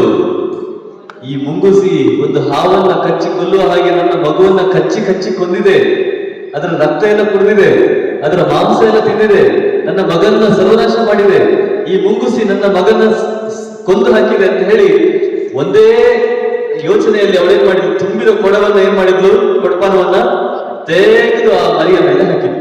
ಮುಂಗುಸಿಯ ತಲೆ ಮೇಲೆ ಹಾಕಿಬಿಟ್ರು. ತಲೆಗೆ ಹಾಕುವಷ್ಟರಲ್ಲಿ ಆ ಮುಂಗುಸಿ ಬಾಡ್ಚಾಯ್ತು. ಒಂದೇ ಎಸೆತಕ್ಕೆ ಅದು ಕೊಡಪಾನ ತಲೆ ಮೇಲೆ ಬಿದ್ದು ಸತ್ತು ಹೋಯ್ತು. ಕೂಡ್ಲೆ ಓಡಿದ್ಲು, ಅಯ್ಯೋ ನನ್ನ ಮಗು ಏನಾಗಿದೆ ಅಂತ ಹೇಳಿ ನೋಡ್ಲಿಕ್ಕೆ ಓಡಿದ್ರೆ ಮಗು ಎಲ್ಲಿದೆ? ಒಳಗೆ ತೊಟ್ಟಿಲಲ್ಲಿ ನಗುತ್ತಾ ಇದೆ. ಏನಾಗಿತ್ತು? ಒಂದು ಹಾವು ಬಂದದ್ದಕ್ಕೆ ಮುಂಗುಸಿ ಆ ಹಾವು ಮಗುವಿನ ಹತ್ರ ಹೋಗಬಾರದು ಅಂತ ಹೇಳಿ ತನ್ನ ಹಗ್ಗವನ್ನು ಕೂಡ ಕಡಿದುಕೊಂಡು ಹೋಗಿ ಆ ಹಾವನ್ನು ತಿಂದು ಕೊಂದು ಕಚ್ಚಿ ಹಾಕಿತ್ತು ಅಲ್ವಾ. ಮುಂಗುಸಿಯ ಮಗುವಿನ ರಕ್ಷಣೆ ಮಾಡಿತ್ತು. ಆದ್ರೆ ಇವರ ತಲೆಯಲ್ಲಿ ಬಂದ ಯೋಚನೆ ಏನು? ಮುಂಗುಸಿಯೇ ನನ್ನ ಮಗುವನ್ನು ಕೊಂದು ಹಾಕಿದೆ, ನನ್ನ ಮಗುವಿನ ರಕ್ತ ಕುಡಿದಿದೆ ಅಂತ ಯೋಚನೆ ಮಾಡಿ ಇವಳೇನು ಮಾಡಿದ್ದು, ಒಂದೇ ಕ್ಷಣದಲ್ಲಿ ಆ ಮಗುವನ್ನ ಮುಂಗುಸಿಯನ್ನ ಹೊಡೆದು ಕೊಂದು ಹಾಕಿದ್ರು. ಒಂದು ಕ್ಷಣ, ಒಂದೇ ಒಂದು 10 ಸೆಕೆಂಡ್ ಅವಳು ಕೊಡಪನ ಸೈಡಲ್ಲಿಟ್ಟು ಏನಾಗಿದೆ ಅಂತ ಒಳಗೆ ಹೋಗಿ ನೋಡಿದ್ದಿದ್ರೆ, ಅವಳು ನೋಡಿದ್ದೇ ಆಗಿದ್ರೆ ಮುಂಗುಸಿ ಬದುಕ್ತಾ ಇತ್ತು, ಅವಳಿಗೆ ಇಷ್ಟು ಸಿಟ್ಟು ಬರ್ತಾ ಇರ್ಲಿಲ್ಲ, ಕೊಡಪಾನೂ ಹೋಗ್ತಾ ಇರ್ಲಿಲ್ಲ, ನೀರು ಸುರಕ್ಷಿತವಾಗಿ ಇರ್ತಾ ಇತ್ತು ಅಲ್ವಾ, ಎಲ್ಲವೂ ಸರಿಯಾಗಿರ್ತಾ ಇತ್ತು. ಆದ್ರೆ ಈಗ ಅವಳಿಗೆ ನೀರು ಕೊಡಪಾನೆಲ್ಲ ಹೋಯ್ತು, ಅದು ಸಾಯಲಿ, ಮುಂಗುಸಿ ಹೋಯ್ತು ಅಲ್ವಾ, ಮಗುವನ್ನು ರಕ್ಷಣೆ ಮಾಡಿದ ಮುಂಗುಸಿಯೇ ಸತ್ತು ಹೋಯ್ತು. ಹಾಗಾಗಿ ಯಾವುದನ್ನೇ ಆಗಲಿ ಪರೀಕ್ಷಿಸಿಯೇ ಮಾಡಬೇಕು. ಪರೀಕ್ಷಿಸದೆ ಕೆಲಸ ಮಾಡಿದರೆ ಈ ತರದ ಅಧೋಗತಿ ಆಗ್ತದೆ. ಸೊ ಇದನ್ನು ನಾವು ಟೆಕ್ಸ್ಟ್ ಬುಕ್ ಅಲ್ಲಿ ಓದಿದ್ದೇವಲ್ವಾ?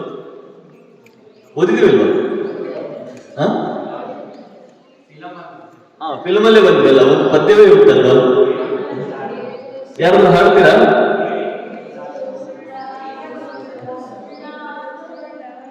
ನಾಳೆ ಇದನ್ನ ಯಾರಾದ್ರೂ ಒಬ್ರು ಹಾಡ್ಬೇಕು, ಪೂರ್ತಿ ಹಾಡನ್ನು ಒಬ್ರು ಹಾಡ್ಬೇಕು.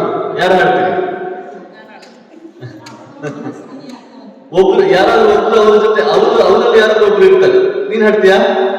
ಮತ್ತೆ ಯಾರೆಲ್ಲ ಹಾಡ್ತೀರಿ? ಒಂದು ಗ್ರೂಪ್ ಸಾಂಗ್ ಹಾಡ್ಬೇಕು ನಾಳೆ. ಯಾರೆಲ್ಲ ಹಾಡ್ತೀರಿ? ನಿನ್ನ ಹೆಸರೇನು? ಮನಸ್ವಿನಿ, ಅದಮ್ಯ, ಶಾರ್ವಿ, 3 ಜನ ಆಯ್ತು. ಆದ್ಯ, 4 ಜನ ಆಯ್ತು. ಹಾಡ್ತೀರಲ್ವ ನಾಳೆ? ಫಸ್ಟ್ ಕೆಲಸ ಇದೆ ನಾಳೆ, ಈ ಪದ್ಯ ಹಾಡುದು. ಎಸ್, ಇದೇ ರೀತಿಯಲ್ಲಿ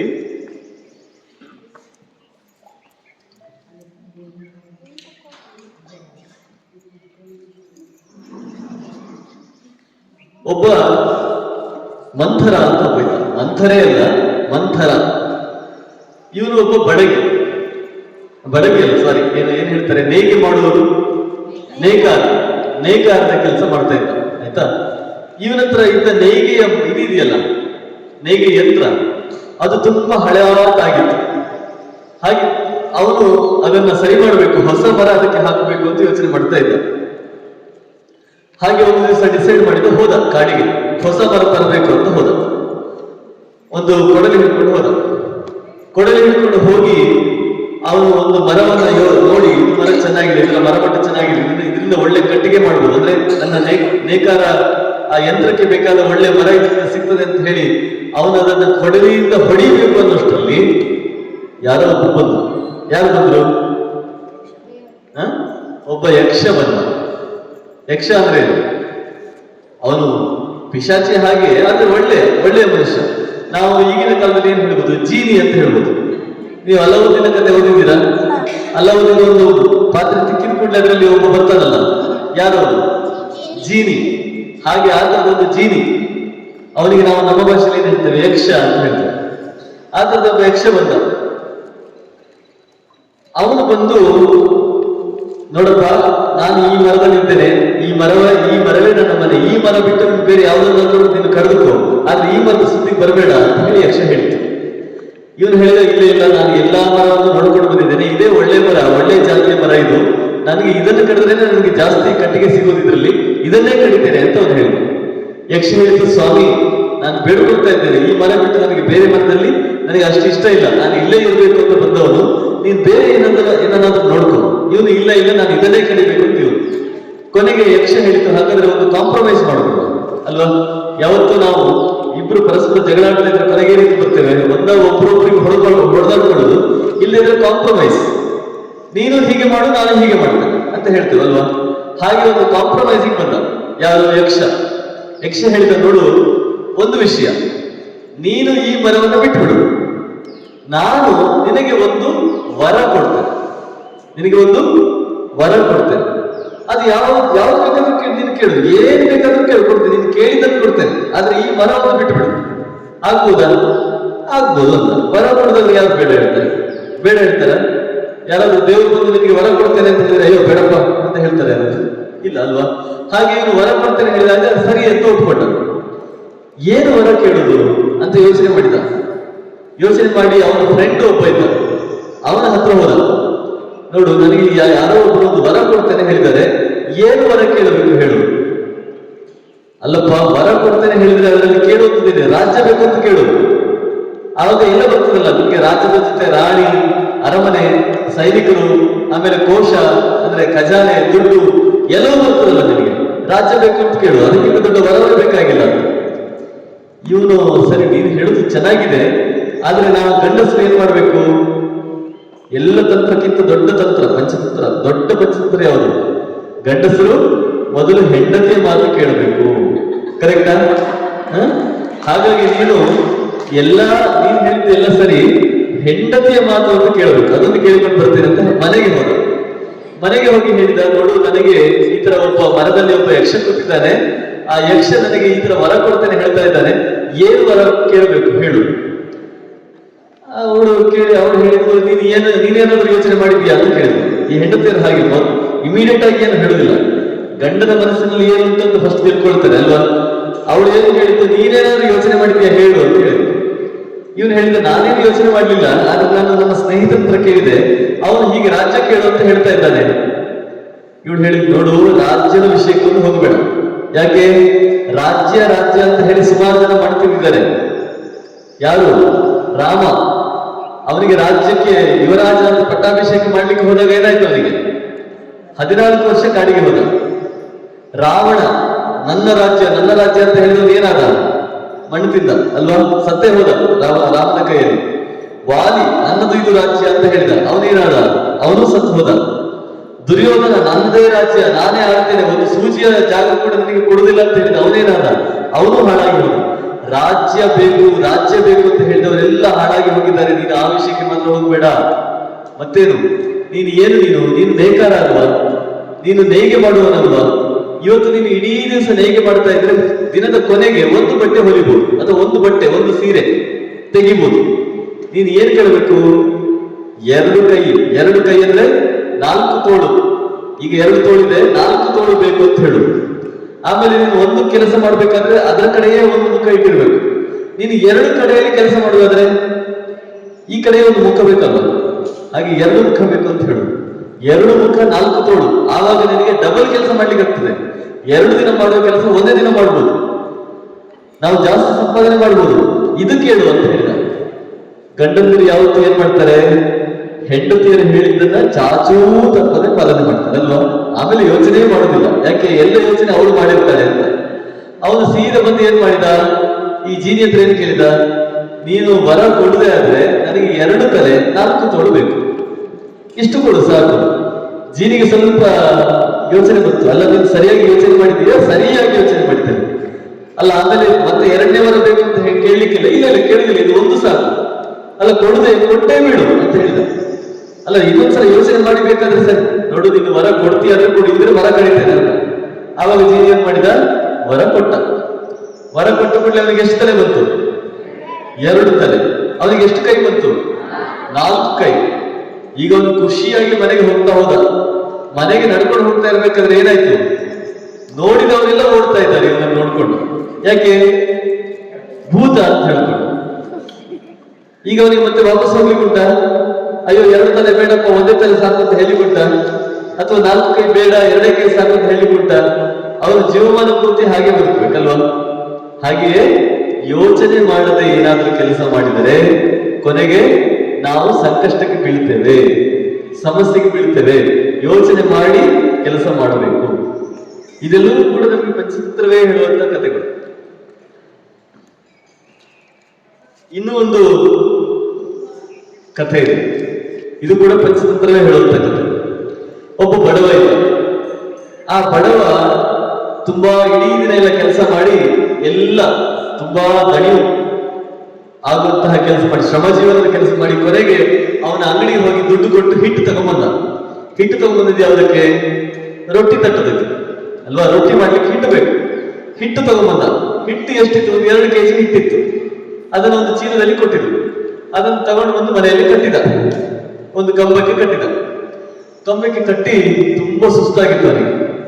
ಮಲ್ಕೊಂಡ, ಆ ಹಿಟ್ಟಿನ ಹತ್ರವೇ ಮಲ್ಕೊಂಡು ಯೋಚನೆ ಮಾಡ್ತಾ ಇದ್ದ. ಮಲಗಿ ನಿದ್ದೆ ಮಾಡ್ಲಿಲ್ಲ ಅವನು, ಯೋಚನೆ ಮಾಡ್ತಾ ಇದ್ದ. ಕೆಲಸ ತುಂಬಾ ಸಮಸ್ಯೆ ಇದ್ದಾಗ ನಿದ್ದೆ ಬರುದಿಲ್ಲ ಅಲ್ವಾ, ನಿದ್ದೆ ಬರುದಿಲ್ಲ, ಯೋಚನೆ ಬರ್ತದೆ. ಯೋಚನೆ ಮಾಡ್ತಾ ಇದ್ದ. ಏನು ಯೋಚನೆ ಮಾಡ್ತಾ ಇದ್ದ? ಈ ಹಿಟ್ಟು ಈ ಹಿಟ್ಟಿಗೆ ಈಗ ನಾನು ಏನ್ ಮಾಡೋದು, 4 ರೊಟ್ಟಿ ತರಬಹುದು ಅಷ್ಟೇ. ಒಂದು ವೇಳೆ ಈ ಹಿಟ್ಟನ್ನು ನಾನು ಹೀಗೆ ಇಟ್ಟುಕೊಂಡಿದ್ರೆ ಈ ಊರಿನಲ್ಲಿ ಯಾವತ್ತಾದ್ರೂ ಒಂದು ದಿನ ದುರ್ಭಿಕ್ಷ ಬರ್ಬೋದು. ದುರ್ಭಿಕ್ಷ ಅಂದ್ರೆ ಏನು? ತುಂಬಾ ಕಷ್ಟ ಕಾಲ. ಈಗ ನಾವೆಲ್ಲ ಎಲ್ಲ ಆರಾಮಾಗಿ ಸುಖವಾಗಿ ಬದುಕ್ತಾ ಇದ್ದೇವೆ.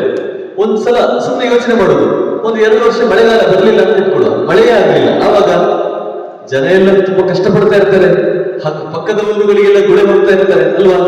ಈ ಊರು ಬೇಡ ಅಂತ ಹೇಳಿ ಹೋಗ್ತಾ ಇರ್ತಾರೆ. ಪ್ರತಿಯೊಂದಕ್ಕೂ ಪರದಾಡುವಂತ ಸ್ಥಿತಿ ಬರ್ತದೆ. ಅಕ್ಕಿ ಸಿಗೋದಿಲ್ಲ, ಗೋಧಿ ಸಿಗೋದಿಲ್ಲ, ರಾಗಿ ಸಿಗೋದಿಲ್ಲ, ಜೋಳ ಸಿಗೋದಿಲ್ಲ, ಏನೂ ಸಿಗೋದಿಲ್ಲ. ಹಸುಗಳೆಲ್ಲ ಸಾಯ್ತವೆ. ದುರ್ಭಿಕ್ಷ ಅಲ್ವಾ? ಇಂತಹ ಸಂದರ್ಭ ಬಂತು ಅಂತ ಇಟ್ಕೊಳ್ಳುವ, ಏನು ಬಂತು ಅಂತ ಇಟ್ಕೊಳ್ಳುವ. ಬಂತು ಅಂತಾದ್ರೆ ಆವಾಗ ಈ ಹಿಟ್ಟಿನ ಬೆಲೆ ಎಷ್ಟು? ಹಿಟ್ಟಿನ ಬೆಲೆ ಎಷ್ಟು? ಇದೇ ಹಿಟ್ಟನ್ನು ನಾನು ಹೋಗಿ ಮಾರಿದ್ರೆ ಆವಾಗ ಜನ ಏನ್ ಮಾಡ್ತಾರೆ, ಚಿನ್ನದ ನಾಣ್ಯವೇ ಕೊಡ್ಬೋದು ಅಲ್ವಾ? ಈಗ ಯಾವುದೋ ಒಂದು ವಸ್ತುವಿನ ಬೆಲೆ ಅದು ಫಿಕ್ಸ್ಡಾ ಅಥವಾ ಚೇಂಜ್ ಆಗ್ತದ? ಚೇಂಜ್ ಆಗ್ತದೆ ಅಲ್ವಾ? ಒಂದು ಗ್ಲಾಸ್ ನೀರಿದೆ ಅಂತ ಇಟ್ಕೊಳ್ಳುವ.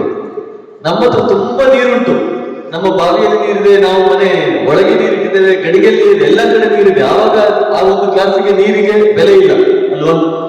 ಒಂದು ವೇಳೆ ಎಲ್ಲೂ ನೀರಿಲ್ಲ ಅಂತ ಇಟ್ಕೊಳ್ಳಿ, ಅಥವಾ ನೀವು ಎಲ್ಲೋ ತುಂಬಾ ದೂರ ನಡ್ಕೊಂಡು ಹೋಗಿದ್ರಿ ಅಂತ ಇಟ್ಕೊಳ್ಳಿ, ಎಲ್ಲೂ ಸುತ್ತಮುತ್ತ ಎಲ್ಲೂ ಕಡೆ ನೀರು ಸಿಕ್ಕಿಲ್ಲ, ನಿಮ್ಗೆ ತುಂಬಾ ದಾಹ ಆಗ್ತಾ ಇದೆ.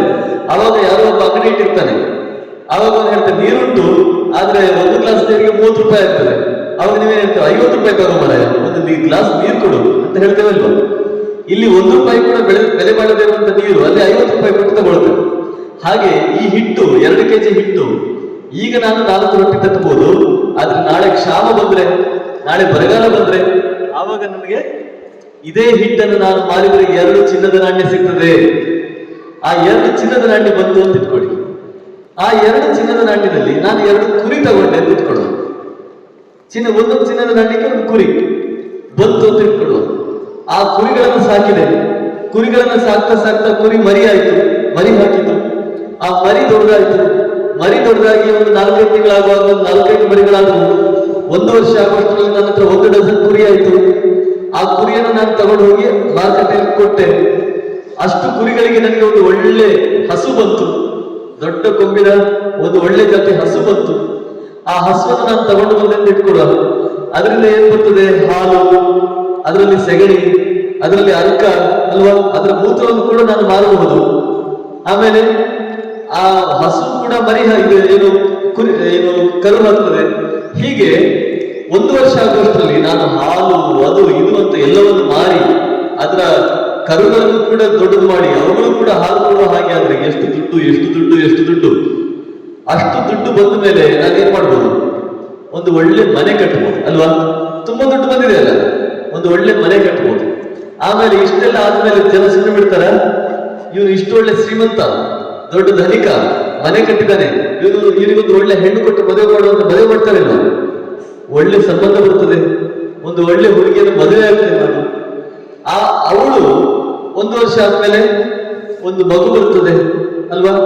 ಆ ಮಗುವನ್ನ ಅವಳು ತೊಟ್ಟಿಲಲ್ಲಿ ಹಾಕಿ ತೂಗ್ತಾ ಇರ್ತಾಳೆ. ಆ ಕಡೆ ಹೋಗಿ ಯಾವುದು ಕೆಲಸ ಮಾಡ್ತಾ ಇರ್ತಾಳೆ. ಒಂದು ದಿವಸ ಹೀಗೆ ಅವಳು ತೊಟ್ಟಿಲಲ್ಲಿ ಮಗುವನ್ನ ಮಲಗಿಸಿ ಆ ಕಡೆ ಹೋಗಿರ್ತಾಳೆ. ಮಗು ಏನಾಗ್ತದೆ? ಅದು ಎದ್ದು ನನಗೆ ಹಾಲು ಬೇಕು ಅಂತ ಕೂಗ್ಲಿಕ್ಕೆ ಶುರು ಮಾಡ್ತದೆ. ಹಾಗೆ ಕೂಗ್ಲಿಕ್ಕೆ ಶುರು ಮಾಡುವಾಗ ಏನ್ ಮಾಡ್ತೇನೆ ನಾನು? ನೋಡು, ಅಲ್ಲಿ ಮಗು ಅಳ್ತಾ ಇದೆ, ಹೋಗಿ ನೋಡು, ಸ್ವಲ್ಪ ತೂಗು, ತೊಟ್ಟಿಲ್ ತೂಗು ಅಂತ ಹೇಳ್ತೇನೆ. ಅವಾಗ ಅವಳೇನ್ ಹೇಳ್ತಾಳೆ? ಹೆಂಡತಿಯರು ನೋಡಿ ಬದಲಾಗ್ತಾರೆ. ಮೊದಲೆಲ್ಲ ಮದುವೆ ಆಗುವಾಗ ನೀವು ಹೇಳಿದ ಕೆಲಸ ನಾನು ಮಾಡ್ತೇನೆ ಹೇಳ್ತೇನೆ ಅಲ್ವಾ? ಆದ್ರೆ ಸ್ವಲ್ಪ ವರ್ಷಗಳಾದ್ಮೇಲೆ ನನ್ನ ಕೆಲಸವು ನೀವೇ ಮಾಡ್ಬೇಕಂತ ಹೇಳ್ತಾರೆ ಹೆಂಡತಿಯರು. ಅವಳು ಏನ್ ಹೇಳಿದ್ರು ನೋಡಿ, ನಾನು ಅಡಿಗೆ ಮನೆಯಲ್ಲಿ ಕೆಲಸ ಮಾಡ್ತಾ ಇದ್ದೇನೆ, ಮಗು ತೂಗ್ಲಿಕ್ಕೆ ನಿಮ್ಗೇನು ಕೈ ಇಲ್ವಾ, ಹೋಗಿ ತೂಗಿ ಸ್ವಲ್ಪ ಅಂತ ಹೇಳ್ತಾನೆ. ಆವಾಗ ನನಗೆ ಸಿಟ್ಟು ಬರ್ತದೆ. ಸಿಟ್ಟು ಬಂದು ಏನ್ ಮಾಡ್ತೇನೆ ನಾನು? ಹೋಗಿ ಹೆಂಡತಿಗೆ ಒಂದು ಜಾಡಿಸಿ ಓದಿದ್ದೇನೆ ಅಂತ ಹೇಳಿ ಓದ್ದು ಬಿಟ್ಟಾಗ ಏನಾಯ್ತು? ಹಿಟ್ಟಿನ ಚೀಲದ ಹಿಟ್ಟೆಲ್ಲ ಇವನ ಮುಖಕ್ಕೆ ಬಿತ್ತು. ಹಾಗಾದ್ರೆ ಇಷ್ಟೊಂದು ಆದದ್ದು ಎಲ್ಲ ಕನಸು. ಇವರಿಗೆ ಕುರಿಯೂ ಬರಲಿಲ್ಲ, ಹಸು ಬರಲಿಲ್ಲ, ಹಾಲು ಸಿಗಲಿಲ್ಲ, ಮನೆಯೂ ಕಟ್ಟಲಿಲ್ಲ, ಹೆಂಡತಿಯೂ ಬರಲಿಲ್ಲ, ಮಗುವೂ ಆಗ್ಲಿಲ್ಲ. ಎಲ್ಲ ಇವನ ಯೋಚನೆ ಅಲ್ವಾ?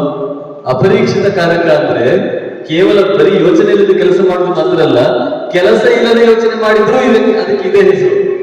ಕೆಲಸ ಏನು ಮಾಡ್ಲಿಲ್ಲ, ಅವನು ಮಗ ಅದ್ನ ಅಥವಾ ಕುರಿಯನ್ನು ಬೇಯಿಸಿದ್ನ? ಹಸುವಿಂದ ಹಾಲು ಕರೆದ, ಯಾವುದು ಮಾಡಲಿಲ್ಲ. ಏನ್ ಮಾಡಿದ? ಯೋಚನೆ ಮಾಡ್ತಾ ಹೋದ. ನಾವು ಹಾಗೆ ಅಲ್ವಾ, ಕೆಲವು ಸಲ ಮನೆಯಲ್ಲಿ ಅಪ್ಪ ಅಮ್ಮ ಯಾವುದೋ ಒಂದು ಫಂಕ್ಷನ್ ಹೋಗಿರ್ತಾರೆ,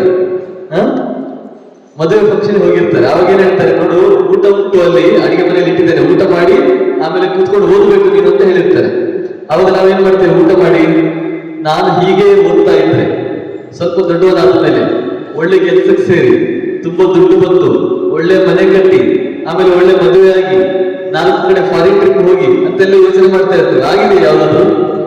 ಇಲ್ಲ ಅಲ್ವಾ? ಯೋಚನೆ ಮಾಡದೆ ಕೆಲಸ ಮಾಡುದು, ಕೆಲಸ ಮಾಡದೆ ಬರೀ ಯೋಚನೆ ಮಾಡುದು, ಇದೆರಡಕ್ಕೂ ಕೂಡ ಏನ್ ಹೆಸರು? ಅಪರೀಕ್ಷಿತ ಕಾರಕ.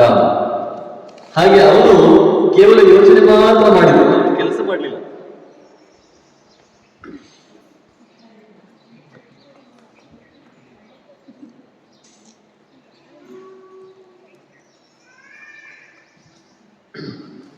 ಒಬ್ಬ ರಾಜ ಇದ್ದ. ಆ ರಾಜನಿಗೆ ಕೋತಿಗಳು ಅಂದ್ರೆ ತುಂಬಾ ಇಷ್ಟ. ಈ ರಾಜನಿಗೆ ಏನೇನೋ ಹುಚ್ಚಿರ್ತದಲ್ವಾ. ಕೆಲವು ರಾಜನಿಗೆ ಸುಮ್ಮನೆ ಬೇರೆ ರಾಜ್ಯಗಳನ್ನು ಗೆಲ್ತಾ ಇರೋದೇ ಒಂದು ಹುಚ್ಚು, ಅವನು ಸುಮ್ಮನೆ ಇರೋದೇ ಇಲ್ಲ. ಅಕ್ಕಪಕ್ಕದ ರಾಜ್ಯಕ್ಕೆ ಹೋಗುದು, ಯುದ್ಧ ಮಾಡುದು, ಅವರನ್ನ ಗೆಲ್ಲುದು, ಇವರನ್ನ ಗೆಲ್ಲುದು ಮಾಡ್ತಾನೆ ಇರ್ತಾರೆ ಕೆಲವರು. ಇನ್ನು ಕೆಲವರು ಏನ್ ಮಾಡ್ತಾರೆ, ಪ್ರಜೆಗಳಿಗೆ ಕಷ್ಟ ಕೊಡೋದೇ ಕೆಲವರ ಕೆಲಸ. ಪ್ರಜೆಗಳಿಗೆ ಸುಮ್ಮನೆ ಟ್ಯಾಕ್ಸ್ ಹಾಕೋದು, ಅವರನ್ನು ಸುಮ್ಮನೆ ಬಂಧನ ಮಾಡುದು, ಅವರನ್ನು ಸುಮ್ಮನೆ ವಿಚಾರಣೆ ಮಾಡುದು, ಹೀಗೆ ಪ್ರಜೆಗಳಿಗೆ ಸುಮ್ಮನೆ ಕಷ್ಟ ಕೊಡ್ತಾ ಇರ್ತಾರೆ ಕೆಲವು ರಾಜರು. ಹೀಗೆ ಒಬ್ಬೊಬ್ಬರು ರಾಜರಿಗೆ ಒಂದೊಂದು ಏನಾದ್ರೂ ಒಂದು ತೆವಲು ಇರ್ತದೆ. ಹಾಗೆ ಒಬ್ಬ ರಾಜನಿಗೆ ಏನು ತೆವಲು, ಏನು ತೀಟೆ ಅಂತ ಹೇಳಿದ್ರೆ ಕೋತಿಗಳನ್ನು ಸಾಕೋದು. ಏನು? ಕೋತಿ ಸಾಕು. ಅವನು ತನ್ನ ಅರಮನೆಯಲ್ಲಿ, ತನ್ನ ಉದ್ಯಾನದಲ್ಲಿ ಒಂದಷ್ಟು ಕೋತಿಗಳನ್ನು ಸಾಕಿದ. ಸುಮಾರು 10-20 ಕೋತಿಗಳಿದ್ವು. ಅಲ್ಲಿ ಅವನ ಅಡಿಗೆ ಮನೆ, ಅಂದ್ರೆ ಅರಮನೆಯ ಅಡಿಗೆ ಮನೆಯಲ್ಲಿ ಒಂದು ಕುರಿ ಯಾವತ್ತು ಬರ್ತಾ ಇತ್ತು. ಅದರ ಒಳಗೆ ನುಗ್ಗಿ ಬರ್ತಾ ಇತ್ತು ಕುರಿ.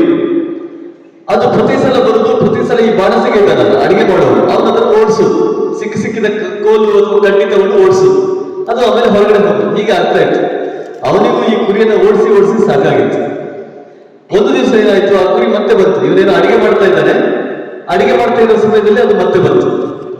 ಬಂದದನ್ನು ನೋಡಿ ಇವನಿಗೆ, ಬಾಣಸಿಗನಿಗೆ ಎಷ್ಟು ಸಿಟ್ಟು ಬಂತು ಅಂತ ಹೇಳಿದ್ರೆ, ಆ ಉರಿತಾ ಇದ್ದಂತ ಒಂದು ಕಟ್ಟಿಗೆ ತಗೊಂಡ್ಬಿಟ್ಟ.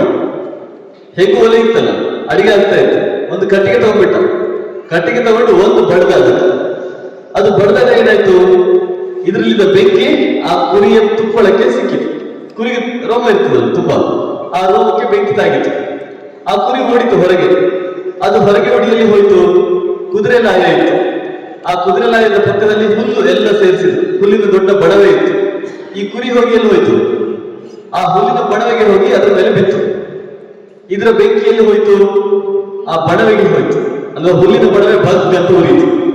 ಇದರ ಮೈಗೆ ಬೆಂಕಿ ತಾಗಿತ್ತು, ಆ ಬೆಂಕಿ ಹುಲ್ಲಿನ ಬಡವೆಗೆ ಹೋಗಿ ತಾಗಿತ್ತು. ಹುಲ್ಲಿನ ಬಡವೆಯಲ್ಲಿ ಬೆಂಕಿ ದೊಡ್ಡದಾಗಿ ಬಗ ಅಂತ ಉರಿಲಿಕ್ಕೆ ಶುರುವಾಗಿ ಅದೇನಾಯ್ತು, ಲಾಯಕ್ಕೆ ಹಬ್ಬಿತು. ಕುದುರೆ ಲಾಯ ಪೂರ್ತಿ ಸುಟ್ಟು ಹೋಯ್ತು. ಕುದುರೆ ಲಾಯ ಸುಟ್ಟು ಹೋಗುವಾಗ ಅಲ್ಲಿ 3-4 ಕುದುರೆಗಳಿತ್ತು. ಆ ಕುದುರೆಗಳಿಗೆಲ್ಲ ಗಾಯ ಆಯ್ತು, ಮೈಯ ಮೇಲೆ ಗಾಯ ಆಯ್ತು. ಇದು ಎಲ್ಲ ಆಗೋಷ್ಟರಲ್ಲಿ ಆಮೇಲೆ ಅದನ್ನು ಬೆಂಕಿಯನ್ನೆಲ್ಲ ಸ್ವಲ್ಪ ಕಂಟ್ರೋಲ್ ಮಾಡಿದ್ರು. ಆ ಕುರಿಯನ್ನು ಆಮೇಲೆ ಆ ಕಡೆ ಓಡಿಸಿದ್ರು, ಎಲ್ಲ ಆಯ್ತು. ಆದ್ರೆ ಕುದುರೆಗಳಿಗೆ ಗಾಯ ಆಯ್ತು. ಆಮೇಲೆ ಡಾಕ್ಟರ್ ಬಂದ್ರು. ಯಾರು? ಅನಿಮಲ್ ಹಸ್ಬೆಂಡ್ ಅಂತ ಹೇಳ್ತಾರಲ್ವಾ, ಹೌದಾ? ವೆಟರ್ನರಿ ಡಾಕ್ಟರ್ ಅಲ್ವಾ. ಅವರು ಬಂದು ಈ ಕುದುರೆಗೆ ಎಲ್ಲ ಗಾಯಕ್ಕೆಲ್ಲ ಮದ್ದು ಹಚ್ಚಿದ್ರು. ಆಮೇಲೆ ಹೇಳಿದ್ರು, ಇದಕ್ಕೆ ಸ್ವಲ್ಪ ಈ ಕೋತಿಯ ಒಂದು ಸ್ವಲ್ಪ ರಕ್ತ ಬೇಕಿರುತ್ತೆ, ಕೋತಿಯ ರಕ್ತವನ್ನು ಸ್ವಲ್ಪ ಹಚ್ಚಬೇಕು ಅಂತ ಹೇಳಿದ್ರು. ರಾಜ ಏನ್ ಹೇಳಿದ, ಕೋತಿಯ ರಕ್ತ ಹಚ್ಚಲಿಕ್ಕೆ ದೊಡ್ಡ ವಿಷಯ, ತಗೊಂಬನ್ನಿ ಕೋತಿ, ಅಲ್ಲಿ ಸುಮಾರು ಇದ್ದಾವೆ, 20-30 ಇದ್ದಾವೆ, ಎಲ್ಲವನ್ನು ಕೊಂದು ಅದರ ರಕ್ತ ಹಚ್ಚಿ ಅಂತ ಹೇಳಿದ. ರಾಜರು ಹಾಗೆ ಅಲ್ವಾ, ಅವ್ರು ಯಾವ ಸಮಯಕ್ಕೆ ಏನ್ ಹೇಳ್ತಾರೆ ಹೇಳಿಕ್ ಸಾಧ್ಯ ಇಲ್ಲ. ಇವತ್ತು ಒಬ್ಬನು ತುಂಬಾ ಹತ್ತಿರದಲ್ಲಿ ಇಟ್ಕೊಂಡಿರ್ತಾರೆ, ನಾಳೆ ಅವನ ತಲೆ ಕಡಿಮೆ ಅಂತ ಹೇಳ್ಬಿಡ್ತಾರೆ ಅಲ್ವಾ. ಹಾಗೆ ಅನ್ಪ್ರೆಡಿಕ್ಟೇಬಲ್. ಅವನು ಇಷ್ಟು ದಿನ ಕೋತಿಗಳನ್ನು ತುಂಬಾ ಚೆನ್ನಾಗಿ ನೋಡ್ಕೊಂಡಿದ್ದಾನೆ, ಆದ್ರೆ ಕೋತಿಗಳಿಗಿಂತ ಜಾಸ್ತಿ ಇಷ್ಟ ಯಾರಿಗೆ, ಅವನ ಮೇಲೆ, ಯಾರ ಮೇಲೆ ಅವನಿಗೆ? ಕುದುರೆಗಳ ಮೇಲೆ. ಹಾಗಾಗಿ ಕುದುರೆಗಳಿಗೆ ಈಗ ಕೋತಿಯ ರಕ್ತ ಹಚ್ಚಬೇಕು ಅಂತ ಹೇಳಿದ್ಕೊಂಡು ಏನ್ ಹೇಳಿದ, ಕೋತಿಯನ್ನು ಕೊಂದು ಹಾಕಿ ಅಂತ ಹೇಳಿದ. ಹಾಗೆ ಇವರು ಸೈನಿಕರು ಹೋಗಿ ಏನ್ ಮಾಡಿದ್ರು, ಸೇವಕರು ಎಲ್ಲ ಕೋತಿಗಳನ್ನು ಕೊಂದು ಹಾಕಿದ್ರು. ಹಾಗೆ ಕೊಂದು ಹಾಕುವಾಗ ಒಂದು ದೊಡ್ಡ ಕೋತಿ ಇತ್ತು, ಹಿರಿ ಕೋತಿ, ಆ ಕುಟುಂಬದ ಮುಖ್ಯಸ್ಥ. ಅದು ಮಾತ್ರ ಏನ್ ಮಾಡಿತು, ಇವು ಕೋತಿಗಳನ್ನ ಹಿಡಿದು ಅವುಗಳನ್ನ ಕೊಲ್ತಾ ಇರುವಾಗ ಅದು ತಪ್ಪಿಸಿಕೊಂಡು ಬೇರೆ ಕಡೆ ಹಾರಿ ಹೋಯಿತು. ಇವರು ಎಲ್ಲ ಮಿಕ್ಕ ಎಲ್ಲ ಕೋತಿಗಳನ್ನ ಕೊಂದು ಅವುಗಳ ರಕ್ತ ಎಲ್ಲ ತೆಗೆದು ಈ ಕುದುರೆಗಳಿಗೆ ಹಚ್ಚಿದ್ರು. ಆಮೇಲೆ ಕುದುರೆಗಳನ್ನೆಲ್ಲ ಗುಣ ವಾಸಿ ಆಯ್ತು, ಅವುಗಳ ಗಾಯ ಎಲ್ಲ ವಾಸಿ ಆಯ್ತು, ಎಲ್ಲ ಆಯ್ತು. ಆದರೆ ಈ ಕೋತಿ ಯಾರು, ಈ ತಪ್ಪಿಸಿಕೊಂಡ ಕೋತಿ, ಅದಕ್ಕೆ ಮಾತ್ರ ಕೋಪ ಮಾತ್ರ ಉರಿತಾ ಇತ್ತು, ಅಷ್ಟಿಷ್ಟಲ್ಲ. ಹಾಗೆ ಅಂತ ಹೇಳಿ ಏನ್ ಮಾಡ್ಲಿಕ್ಕೆ ಆಗ್ತದೆ? ರಾಜನ ಕುತ್ತಿಗೆ ಹಿಡಿಲಿಕ್ಕೆ ಆಗ್ತದ? ಇಲ್ಲ. ಅಥವಾ ರಾಜನಿಗೆ ಚಾಕು ಹಾಕ್ಲಿಕ್ಕೆ ಆಗ್ತದ? ಇಲ್ಲ. ಅದು ಕೋತಿ ಅಲ್ವಾ, ಅದಕ್ಕೆ ಏನ್ ಮಾಡ್ಲಿಕ್ಕೆ ಸಾಧ್ಯ ಇಲ್ಲ. ಆದ್ರೆ ಇವನನ್ನು ಏನಾದ್ರೂ ಮಾಡ್ಬೇಕು, ಇವನ ವಂಶವನ್ನೇ ನಿರ್ವಂಶ ಮಾಡ್ಬೇಕು. ಯಾಕೆ? ನನ್ನ ವಂಶವನ್ನು ನಿರ್ವಂಶ ಮಾಡಿದ್ದಾನೆ, ಎಲ್ಲಾ ಕೋತಿಗಳನ್ನು ಕೊಂದು ಹಾಕಿದ್ದಾನೆ ಅಲ್ವಾ, ಇವನ ವಂಶವನ್ನು ಕೂಡ ಹೀಗೆ ಮಾಡ್ಬೇಕು ಅಂತ ಹೇಳಿ ಆ ಕೋತಿಯ ಮನಸ್ಸಿನಲ್ಲಿ ರಕ್ತ ಕುರಿತಾ, ಅಂದ್ರೆ ಏನು, ಕೋಪ ಕುರಿತಾನೇ ಇತ್ತು. ಅದು ಹೋಯ್ತು. ಹೋಗಿ ಒಂದು ತುಂಬಾ ಏನು ದಾಹ ಆಗಿತ್ತು, ಅದಕ್ಕೆ ತುಂಬಾ ಬಾಯಾರಿಕೆ ಆಗ್ತಾ ಇತ್ತು. ಅದು ಒಂದು ಕೊಳದ ಹತ್ರ ಹೋಯ್ತು, ಕಾಡಿನಲ್ಲಿ. ಕೊಳದ ಹತ್ರ ಹೋಗುವಾಗ ಅದು ಸುಮ್ಮನೆ ಕೊಳಕ್ಕೆ ಹೋಗಿ ಇಮಿಡಿಯೇಟ್ ಹಾರಲಿಲ್ಲ. ನಾವೆಲ್ಲ ಏನ್ ಮಾಡ್ತೇವೆ, ನೀರು ಬೇಕು ಅಂತ ಹೇಳಿದ್ಕೊಳ್ಳೆ ಸಿಕ್ಕಿದಲ್ಲಿಗೆ ನೀರಿಗೆ ಹಾರಿ ಬಿಡ್ತೇವೆ ಅಲ್ವಾ. ಇದು ಹಾರಲಿಲ್ಲ. ಇದು ಹೀಗೆ ತುಂಬಾ ಸೂಕ್ಷ್ಮವಾಗಿ ನೋಡಿತು, ನೆಲವನ್ನು ನೋಡಿತು. ನೆಲವನ್ನು ನೋಡುವಾಗ ಅದಕ್ಕೆ ಒಂದು ವಿಷಯ ಗಮನಕ್ಕೆ ಬಂತು. ಏನು ಅಂತ ಹೇಳಿದ್ರೆ, ಎಲ್ಲ ಹೆಜ್ಜೆಗಳು ಕೆರೆಗೆ ಹೋಗಿದ್ದಾವೆ. ಈಗ ನಾವು ಮನುಷ್ಯರು ಹೋದ್ರೆ ಮನುಷ್ಯರ ಹೆಜ್ಜೆ ಮೂಡುತ್ತದೆ ಇಲ್ವಾ, ಹಾಗೆ ಎಲ್ಲ ಕೆರೆಯ ಕಡೆಗೆ ಹೋಗಿದ್ದಾವೆ ಹೆಜ್ಜೆಗಳು. ಮನುಷ್ಯರ ಹೆಜ್ಜೆ ಹೋಗಿದೆ, ಹುಲಿಯ ಹೆಜ್ಜೆ ಹೋಗಿದೆ, ಕರಡಿಯ ಹೆಜ್ಜೆ ಹೋಗಿದೆ, ಎಲ್ಲ ಪ್ರಾಣಿ ಪಕ್ಷಿಗಳು ಕೂಡ ಕೆರೆಗೆ ಹೋಗಿದ್ದಾವೆ. ಕೆರೆಯಿಂದ ವಾಪಸ್ ಬಂದ ಹೆಜ್ಜೆಗಳು ಕಾಣಿಸ್ತಾ ಇಲ್ಲ. ಗೊತ್ತಾಯ್ತು ನಿಮ್ಗೆ? ಕೆರೆಗೆ ಹೋದ ಹೆಜ್ಜೆಗಳು ಮಾತ್ರ ಕಾಣಿಸ್ತಾ ಉಂಟು, ವಾಪಸ್ ಬಂದ ಹೆಜ್ಜೆ ಕಾಣಿಸ್ತಾ ಇಲ್ಲ. ಈ ಕೋತಿ ನೀರು ಕುಡಿಬೇಕಂತ ಹೋದದ್ದು ತನ್ನದೇ ನಿಂತು ನೋಡಿತು. ಓ, ಇದೇನಿದೆ ವಿಚಿತ್ರ, ಕೆರೆಗೆ ಹೋದ ಹೆಜ್ಜೆ ಮಾತ್ರ ಇದೆ, ವಾಪಸ್ ಬಂದ ಹೆಜ್ಜೆ ಇಲ್ವಲ್ಲ. ಹಾಗಾದ್ರೆ ಅರ್ಥ ಏನು? ಹೋದವರು ಯಾರು ವಾಪಸ್ ಬಂದಿಲ್ಲ, ಕೆರೆಗೆ ಹೋದವರು ವಾಪಸ್ ಬಂದಿಲ್ಲ. ಹಾಗಾದ್ರೆ ಏನೋ ಸಮಸ್ಯೆ ಇದೆ ಅಂತ ಹೇಳ್ಕೊಂಡು ಅದು ಅಲ್ಲೇ ಯಾವುದೋ ಒಂದು ಬಾಳೆ ಎಲೆ ಇತ್ತು, ಆ ಬಾಳೆ ಎಲೆಯನ್ನು ಹರಿದು ಅದನ್ನ ಕೊಳವೆ ತರ ಮಾಡಿ ಆ ಕೊಳಕ್ಕೆ ಇಟ್ಟು ಸ್ಟ್ರಾ ತರ ಮಾಡಿ ನೀರು ಕುಡಿತು. ಕೊಳಕ್ಕೆ ಹೆಜ್ಜೆ ಇಡ್ಲಿಲ್ಲ, ಅದು ದೂರದಿಂದಲೇ ಒಂದು ಕೊಳವೆ ತರ ಮಾಡಿ ಆ ಕೊಳವೆ ಮೂಲಕ ನೀರು ಕುಡಿತು. ಆವಾಗ ಒಂದು ಯಕ್ಷ ಬಂದ. ಯಕ್ಷ ಎರಡನೇ ಸಲ ಬರ್ತಾ ಇರೋದು ನಮ್ಮ ಕಥೆಯಲ್ಲಿ ಅಲ್ವಾ. ಎರಡನೇ ಸಲ ಬಂದ ಯಕ್ಷ. ಇವನು ಮಾತ್ರ ತುಂಬಾ ವಿಕಾರವಾಗಿದ್ದ, ರಾಕ್ಷಸ ಅಂತ ಹೇಳ್ಬೋದು. ಈ ರಾಕ್ಷಸ ಬಂದು ಜೋರಾಗಿ ನೆಗಡ್ಲಿಕ್ಕೆ ಶುರು ಮಾಡಿದ. ತುಂಬಾ ಬುದ್ಧಿವಂತ ನೀನು, ತುಂಬಾ ಬುದ್ಧಿವಂತ ನೀನು. ಯಾಕೆ? ಮಿಕ್ಕವರೆಲ್ಲ ಏನ್ ಮಾಡಿದ್ದಾರೆ, ಬಂದು ಕೆರೆ ಒಳಗೆ ಇಳಿದಿದ್ದಾರೆ. ಕೆರೆ ಒಳಗೆ ಇಳಿದ್ರೆ ಅವ್ರು ನನ್ನ ಹೊಟ್ಟೆ ಒಳಗೆ ಹೋದ್ರು ಅಂತಲೇ ಅರ್ಥ. ಯಾಕಂದ್ರೆ ನಾನು ಕೆರೆ ಒಳಗೆ ಕೂತು ಕಾಯ್ತಾ ಇರ್ತೇನೆ, ಯಾರಾದ್ರೂ ಬಂದ್ರೆ ಗಬ್ಬಕ್ಕಂತ ಹಿಡಿದು ಬಿಡ್ತೇನೆ, ಆಮೇಲೆ ಅವರು ತಿಂದು ನನ್ನ ಹೊಟ್ಟೆ ತುಂಬಿಸ್ಕೊಳ್ತೇನೆ. ಆದ್ರೆ ನೀನು ಕೆರೆಗೆ ಕಾಲೇ ಇಟ್ಟಿಲ್ಲ, ನೀನು ದೂರದಿಂದಲೇ ಕೊಳವೆ ಮೂಲಕ ನೀರು ಕುಡಿತಾ ಇದೆಯಾ, ಬಹಳ ಬುದ್ಧಿವಂತ ನೀನು. ಆವಾಗ ಕೋತಿ ಹೇಳಿದ್ದು, ಹೌದು, ನಾನು ಬುದ್ಧಿವಂತ ಆಗೋದಕ್ಕೆ ನಾನು ತಪ್ಪಿಸ್ಕೊಂಡು ಬಂದಿರುವುದು ರಾಜನ ಕೈಯಿಂದ. ಆದ್ರೆ ಈಗ ನನ್ನ ರಾಜ ಅವನು ನನ್ನ ಇಡೀ ವಂಶವನ್ನ ಹಾಳು ಮಾಡಿದ್ದಾನೆ, ಕೊಂದು ಹಾಕಿದ್ದಾನೆ. ನನಗೆ ಅವನ ಬಗ್ಗೆ ದ್ವೇಷ ಇದೆ. ನಾನು ಅವನಿಗೂ ಕೂಡ ಇದೇ ರೀತಿಯ ಕೇಳ್ನ ಮಾಡಬೇಕು. ಅದಕ್ಕೆ ನೀನು ನನಗೆ ಒಂದು ಸಹಾಯ ಮಾಡಬೇಕು. ಏನು ಅಂತ ಕೇಳಿದ್ದೆ. ನೀನು ಎಷ್ಟು ಜನರನ್ನ ತಿಂತೀಯ ಒಂದು ಸಲಕ್ಕೆ ಅಂತ ಕೇಳಿದೆ ಕೋತಿ ರಾಕ್ಷಸನ ಹತ್ರ. ರಾಕ್ಷಸ ಹೇಳಿದ, ನಾನು ಎಷ್ಟು ಬೇಕಾದ್ರೂ ತಿಂತೀನಿ, ನನಗೆ ಹೊಟ್ಟೆಗೆ ಲಿಮಿಟ್ ಅನ್ನೋದೇ ಇಲ್ಲ.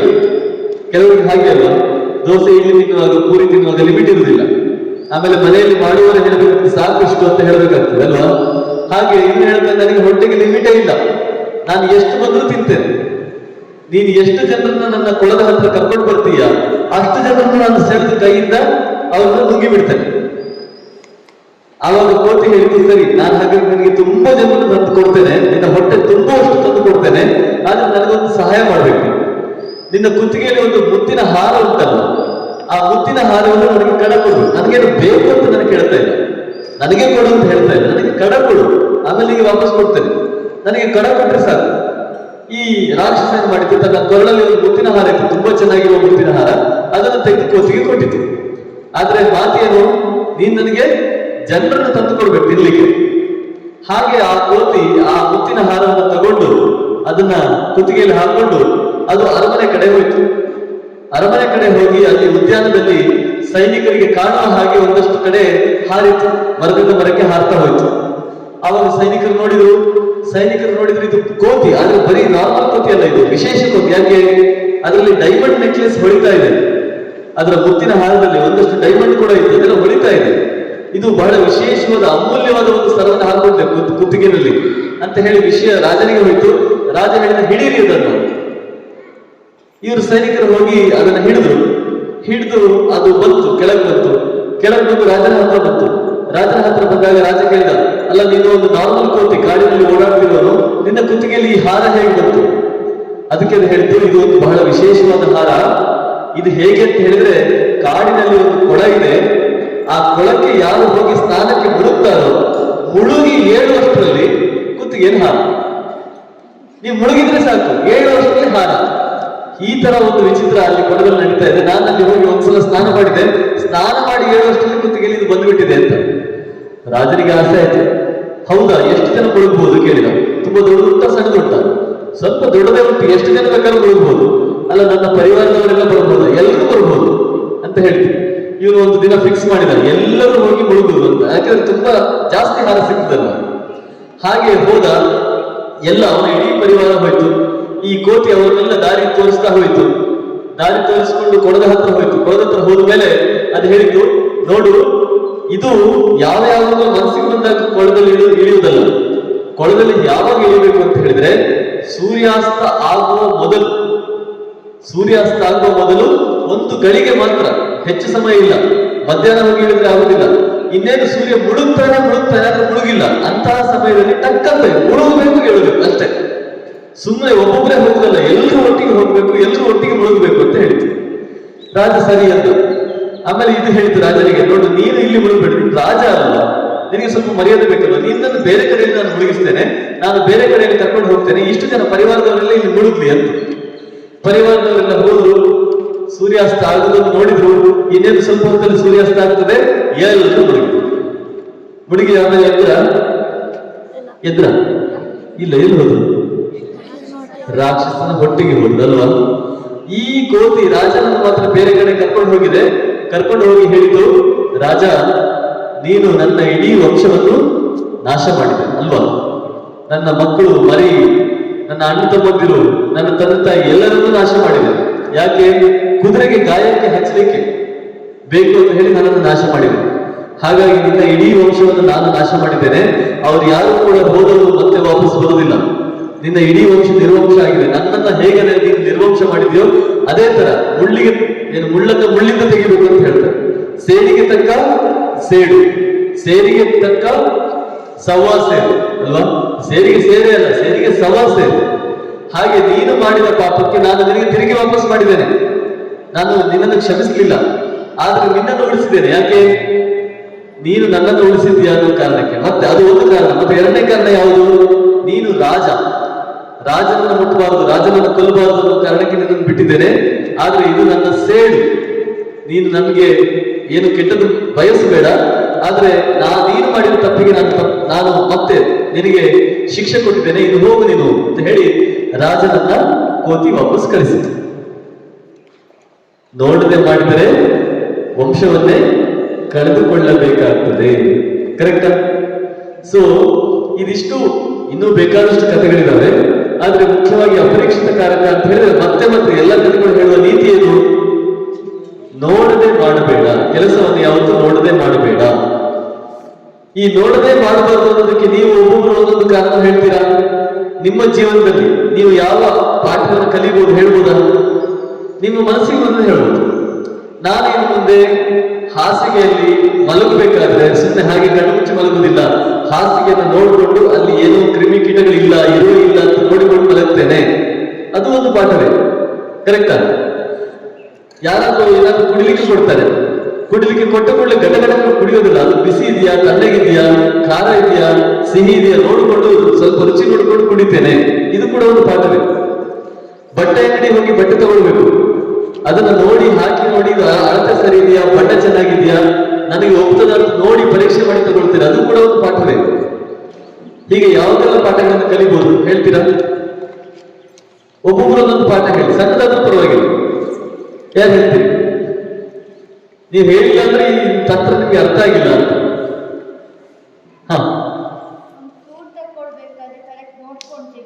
ಯಾವುದನ್ನ? ಹಣ್ಣು ಅಲ್ವಾ.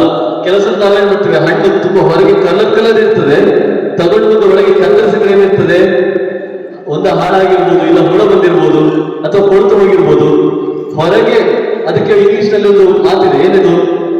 Don't judge the book by it's cover ಅಲ್ವಾ.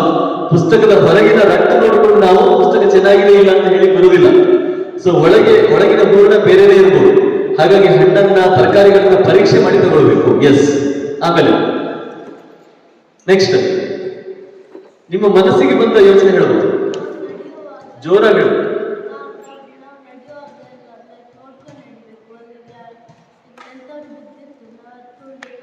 ಹಾ, ನೋಡ್ಕೊಂಡು ನಡಿಬೇಕು.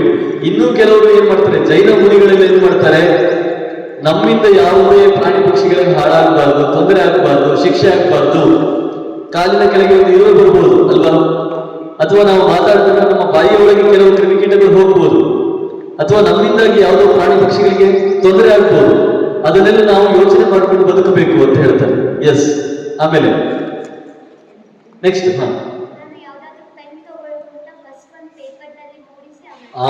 ಸುಮ್ಮನೆ ಪೆನ್ ತಗೊಂಡು ಬರುವುದಲ್ಲ.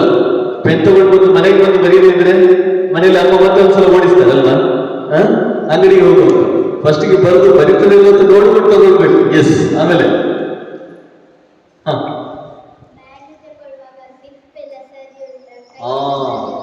ಸರಿ ಉಂಟಾಗ ನೋಡಿ ತಗೊಳ್ಬೇಕು. ಕರೆಕ್ಟ್. ಮತ್ತೆ ಯೋಚನೆ ಮಾಡಿ, ಎಲ್ಲೆಲ್ಲಿ ನೀವು ಪರೀಕ್ಷೆ ಮಾಡಿ ಕೆಲಸ ಮಾಡಬೇಕು ಯೋಚನೆ ಮಾಡಿ. ಕ್ವಶನ್ ಪೇಪರ್ ಕೊಟ್ಟು ಕೂಡಲೇ ಫಸ್ಟ್ ಪ್ರಶ್ನೆ ತೆಗೆಯುವುದು ಬರೆಯುವುದಾ? ಎರಡನೇ ಪ್ರಶ್ನೆ ಆಮೇಲೆ ನೋಡುವ. ಫಸ್ಟ್ ಪ್ರಶ್ನೆ ಕೊಟ್ಟು ಕೂಡಲೇ ಬರೆಯುವುದೇ, ಹೌದಾ? ಹಾಗೆಯಾ? ಮತ್ತೇನು, ಇಡೀ ಕ್ವಶನ್ ಪೇಪರ್ ನೋಡಿ, ಓದಿ, ಎರಡೂ ಸೈಡ್ ನೋಡಿ, ಎಲ್ಲ ಪ್ರಿಂಟ್ ಆಗಿದೆ ಅಂತ ನೋಡಿ, ಆಮೇಲೆ ಯಾವ್ಯಾವ ಪ್ರಶ್ನೆಗೆ ಉತ್ತರ ಬರೀಬಹುದು ಅಂತ ನೋಡಿ, ಯಾವುದನ್ನ ಕೊನೆಗಿಡಬೇಕು ಅಂತ ನೋಡಿ, ಎಲ್ಲ ಪರೀಕ್ಷೆ ಮಾಡಿ ಬರಿಬೇಕಲ್ವಾ? ಸುಮ್ಮನೆ ಬರೀಲಿಕ್ಕೆ ಶುರು ಮಾಡೋದ? ಕೆಲವರು ಕ್ವಶನ್ ನೋಡಿರುವುದಿಲ್ಲ, ಕ್ವಶನ್ ಪೇಪರ್ ಕೊಟ್ಟು ಕೂಡಲೇ ಬರೀಲಿಕ್ಕೆ ಶುರು ಮಾಡ್ತಾರೆ ಅಲ್ವಾ? ಹಾಗೆಲ್ಲ ಇಡೀ ಚೆನ್ನಾಗಿ ಸ್ಟಡಿ ಮಾಡಿ ಬರೀಬೇಕು. ಆಮೇಲೆ ಲಿಪ್ಸ್ಟಿಕ್ ಎಲ್ಲ ಶೇಡ್ ನೋಡಿ ತಗೊಳ್ಬೇಕು. ಸುಮ್ಮನೆ ಹಾಗೆ ತಗೊಂಡು ಮನೆಗೆ ಬಂದ್ಮೇಲೆ ಉಜ್ಜುದಲ್ಲ.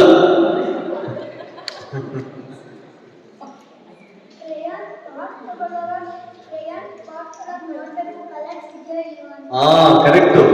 ಮೋಸ ಮಾಡಬಹುದು. 10 ಕಲರ್ ಇದೆ ಅಂತ ಹೇಳಿ 8 ಕಲರ್ ಇರ್ಬೋದು ಅಲ್ವಾ? ಎಲ್ಲ ಕಲರ್ ಕರೆಕ್ಟ್ ಇದೆಯಾ ಇಲ್ವಾ ಅಂತ ನೋಡ್ಬೇಕು. ಆಮೇಲೆ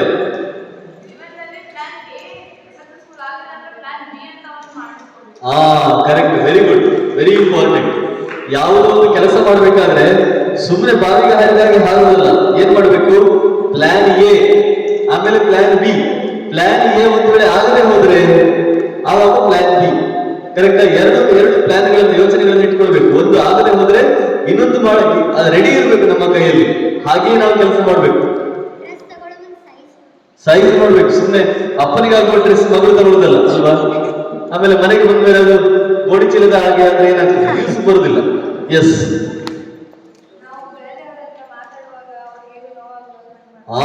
ತುಂಬಾ ಇಂಪಾರ್ಟೆಂಟ್. ನಾವು ಏನ್ ಮಾಡ್ತೇವೆ, ಕೆಲವು ಸಲ ಉದ್ದಕ್ಕೆ ಮಾತಾಡ್ತಾ ಹೋಗ್ತಾ ಇರ್ತೇವೆ ಅಲ್ವಾ? ಈ ಎತ್ತು ಮೂತ್ರ ಉಚ್ಚ ಹೊಯ್ದು ನೋಡಿದೀರಾ? ಅದು ಹೋಗ್ತಾ ಇರ್ತದೆ, ಉಚ್ಚ ಹೊಯ್ತಾ ಇರ್ತದೆ ಅಲ್ವಾ? ಹಾಗೆಲ್ಲ ನಾವು ಮಾತಾಡಬೇಕಾದ್ರೆ ನನ್ನ ಮಾತಿನಿಂದ ಎದುರುಗಡೆಯವರಿಗೆ ಏನಾದ್ರೂ ಮನಸ್ಸಿಗೆ ನೋವಾಗುತ್ತಾ? ನಾನು ಮಾತಾಡುವುದು ಎದುರಿನವರು ಬೇರೆ ರೀತಿಯಲ್ಲಿ ಅರ್ಥ ಮಾಡ್ಕೊಳ್ತಾರ? ಅದರಿಂದ ಅವ್ರಿಗೆ ಏನಾದ್ರೂ ಸಮಸ್ಯೆ ಆಗ್ಬಹುದಾ, ಅಥವಾ ನನಗೆ ಏನಾದ್ರೂ ಸಮಸ್ಯೆ ಆಗ್ಬಹುದಾ? ಪ್ರತಿಯೊಂದನ್ನು ಕೂಡ ನೋಡಿ ಮಾತಾಡಬೇಕು. ಅದಕ್ಕೆ ಹಿರಿಯರು ಒಂದು ಮಾತು ಹೇಳ್ತಾರೆ. ಏನ್ ಹೇಳ್ತಾರೆ? ಸತ್ಯಂ ಬ್ರೂಯಾತ್, ಸತ್ಯಂ ಬ್ರೂಯಾತ್. ಏನ್ ಹೇಳ? ಸತ್ಯಂ ಬ್ರೂಯಾತ್ ಅಂದ್ರೆ ಏನರ್ಥ? ಸತ್ಯವನ್ನು ಹೇಳಬೇಕು. ಆಮೇಲೆ ಎರಡನೇದು ಯಾವುದು? ಪ್ರಿಯಂ ಬ್ರೂಯಾತ್, ಪ್ರಿಯವಾದದ್ದನ್ನು ಹೇಳಬೇಕು. ಇನ್ನೊಬ್ಬರಿಗೆ ಇಷ್ಟ ಆಗೋದನ್ನು ಹೇಳಬೇಕು. ಅವರಿಗೆ ಮನಸ್ಸಿಗೆ ಕಷ್ಟ ಆಗೋದನ್ನು ನಾವು ಹೇಳಬಾರ್ದು. ಹಾಗೆ ಎದುರಿನವರ ಮನಸ್ಸನ್ನ ನೋಡಿಕೊಂಡು ಮಾತಾಡಬೇಕು, ಬಹಳ ಮುಖ್ಯ. ಪರೀಕ್ಷೆ ಮಾಡುವುದ್ರೆ ಬರೀ ಕ್ರಿಯಾ ಪರೀಕ್ಷೆ ಮಾಡೋದು ಅಥವಾ ಲಿಪ್ಸ್ಟಿಕ್ ಪರೀಕ್ಷೆ ಮಾಡೋದು ಮಾತ್ರ ಅಲ್ಲ, ಇನ್ನೊಬ್ಬರ ಮನಸ್ಸನ್ನು ಕೂಡ ಪರೀಕ್ಷೆ ಮಾಡಬೇಕು. ಎಸ್. Very good. ಫ್ರೆಂಡ್ಸ್ ಮಾಡಿಕೊಳ್ಳುವಾಗ ನನ್ನ ಪಕ್ಕದಲ್ಲಿ ಕೂತಿದ್ದಾರೆ ಅಂತ ಫ್ರೆಂಡ್ ಮಾಡಿಕೊಳ್ಳುವುದಲ್ಲ ಅಲ್ವಾ? ಅಥವಾ ನನ್ನದೇ ಹೈಟ್ ಇದ್ದಾರೆ ಅಂತ ಫ್ರೆಂಡ್ ಮಾಡ್ಕೊಳ್ಳೋದಲ್ಲ, ಅಥವಾ ನನ್ನ ಹೆಸರು ಅವರ ಹೆಸರು ಇಬ್ಬರದ್ದು ಹೆಸರಿನಲ್ಲಿ ಫಸ್ಟ್ ಅಕ್ಷರ ಸೇಮ್ ಅಂತ ಫ್ರೆಂಡ್ ಮಾಡೋದಲ್ಲ. ನನ್ನ ಮನಸ್ಥಿತಿಗೆ ಅವ್ರದ್ದು ಹೊಂದಿಕೆ ಆಗ್ತದಾ? ಅವರ ಜೊತೆ ಫ್ರೆಂಡ್ಶಿಪ್ ಮಾಡಿದ್ರೆ ನನಗೆ ಒಳ್ಳೇದಾಗ್ತದಾ, ಅಥವಾ ಇಬ್ಬರಿಗೂ ಒಳ್ಳೇದಾಗ್ತದಾ, ಅಥವಾ ನಾನು ಕೇಳ್ತೇನಾ, ನಾನು ಹಾಳಾಗ್ತೇನಾ, ಅಥವಾ ನನ್ನ ಫ್ರೆಂಡ್ಶಿಪ್ ಇಂದ ಅವರು ಹಾಳಾಗ್ತಾರಾ? ಇದೆಲ್ಲ ಯೋಚನೆ ಮಾಡಿ ನಮ್ಮ ಮನಸ್ಸಿಗೆ, ನಮ್ಮ ವಯಸ್ಸಿಗೆ ಸರಿ ತೂಗುವವರನ್ನೇ ನಾವು ಫ್ರೆಂಡ್ಶಿಪ್ ಮಾಡಿಕೊಳ್ಬೇಕು. ತುಂಬಾ ಎಚ್ಚರಿಕೆಯಿಂದ ಇರ್ಬೇಕು, ಇಲ್ಲದ್ರೆ ಬದುಕಿ ಹಾಳಾಗಿ ಹೋಗ್ಬೋದು ಅಲ್ವಾ? ಆಮೇಲೆ ಹಾ, ವೆರಿ ಗುಡ್. ನಾವು ಕೆಲಸ ಏನ್ ಮಾಡ್ತೇವೆ, ಗಿಡ ಬೀಜ ಕೊಟ್ಟಿರ್ತಾರೆ, ಬೀಜ ಏನು ಮಣ್ಣಿನ ಉಂಡೆ ಮಾಡೋದು ಹಾಕುದು, ಉಂಡೆ ಮಾಡೋದು ಹಾಕುದು ಅಲ್ವಾ? ಆತರ ಅಲ್ಲ. ಗಿಡ ಬರ್ಬೇಕು ಅಂತ ಉದ್ದೇಶ ಅಲ್ಲ, ಆ ಗಿಡ ಆ ಪರಿಸರಕ್ಕೆ ಹೊಂದಿಕೊಳ್ತದ ಇಲ್ವೋ ನೋಡ್ಬೇಕು. ಈಗ ಇಲ್ಲಿ ತಂದು ಯಾವುದೋ ಒಂದು ಫಾರಿನ್ ಗಿಡ ಇಲ್ಲಿ ತಂದು ಹಾಕಿದ್ರೆ ಗಿಡ ಬರಬಹುದು, ಆದ್ರೆ ಅದರಿಂದ ಆ ಪರಿಸರಕ್ಕೆ ಕೆಟ್ಟದಾಗ್ಬೋದು ಅಲ್ವಾ? ಈಗ ಇಲ್ಲಿ ನಿಮ್ಗೆ ದ್ರಾಕ್ಷಿ ತೋಟ ಬೆಳಿಬಹುದು, ಆದ್ರೆ ಇದೇ ದ್ರಾಕ್ಷಿಯನ್ನು ನೀವು ಕರಾವಳಿಯಲ್ಲಿ ಹಾಕ್ಲಿಕ್ಕೆ ಸಾಧ್ಯ ಇದೆಯಾ? ಇಲ್ಲ. ಕರಾವಳಿಯಲ್ಲಿ ಅಡಿಕೆ ತೆಂಗು ಬರುತ್ತದೆ, ಅದನ್ನ ಇಲ್ಲಿ ಹಾಕ್ಲಿಕ್ಕೆ ಸಾಧ್ಯ ಇದೆಯಾ? ಇಲ್ಲ. ಸೊ ಒಂದೊಂದು ವಾತಾವರಣಕ್ಕೂ ಕೂಡ ಅದರದೇ ಆದಂತ ಒಂದು ವಿಶೇಷ ಲಕ್ಷಣ ಇರ್ತದೆ. ಅದಕ್ಕೆ ತಕ್ಕ ಹಾಗೆ ಗಿಡಗಳನ್ನು ಬೆಳೆಸಬೇಕು, ನೋಡಿ ಬೀಜ ಹಾಕಬೇಕು. ಬೀಜ ಇಷ್ಟು ಉದ್ದ ಬಂದ ಮೇಲೆ ಗಿಡ, ಆಮೇಲೆ ಅದನ್ನು ತೆಗಿಲಿಕ್ಕೆ ಸಾಧ್ಯ ಇಲ್ಲ. ಕಡಿಬಹುದು, ಆದ್ರೆ ಕಡಿದ್ರೆ ಏನಾಯ್ತು, ಒಂದು ಜೀವವನ್ನು ಕೊಂದ ಹಾಗಾಯ್ತು ಅಲ್ವಾ? ಸೊ ಬೀಜ ಹಾಕುವ ಮೊದಲೇ ಯೋಚನೆ ಮಾಡಬೇಕು. ಹ, ಯಾವುದು? ಸರ್ವನಾಶ ಮಾಡ್ಬೇಕಾ? ಮಾರ್ಷಲ್ ಆರ್ಟ್ಸ್ ಒಂದು ಉಳಿಸಬಾರ್ದ? ಉಳಿಸಲೇಬಾರ್ದು. ಶತ್ರುಶೇಷ ಶೇಷ.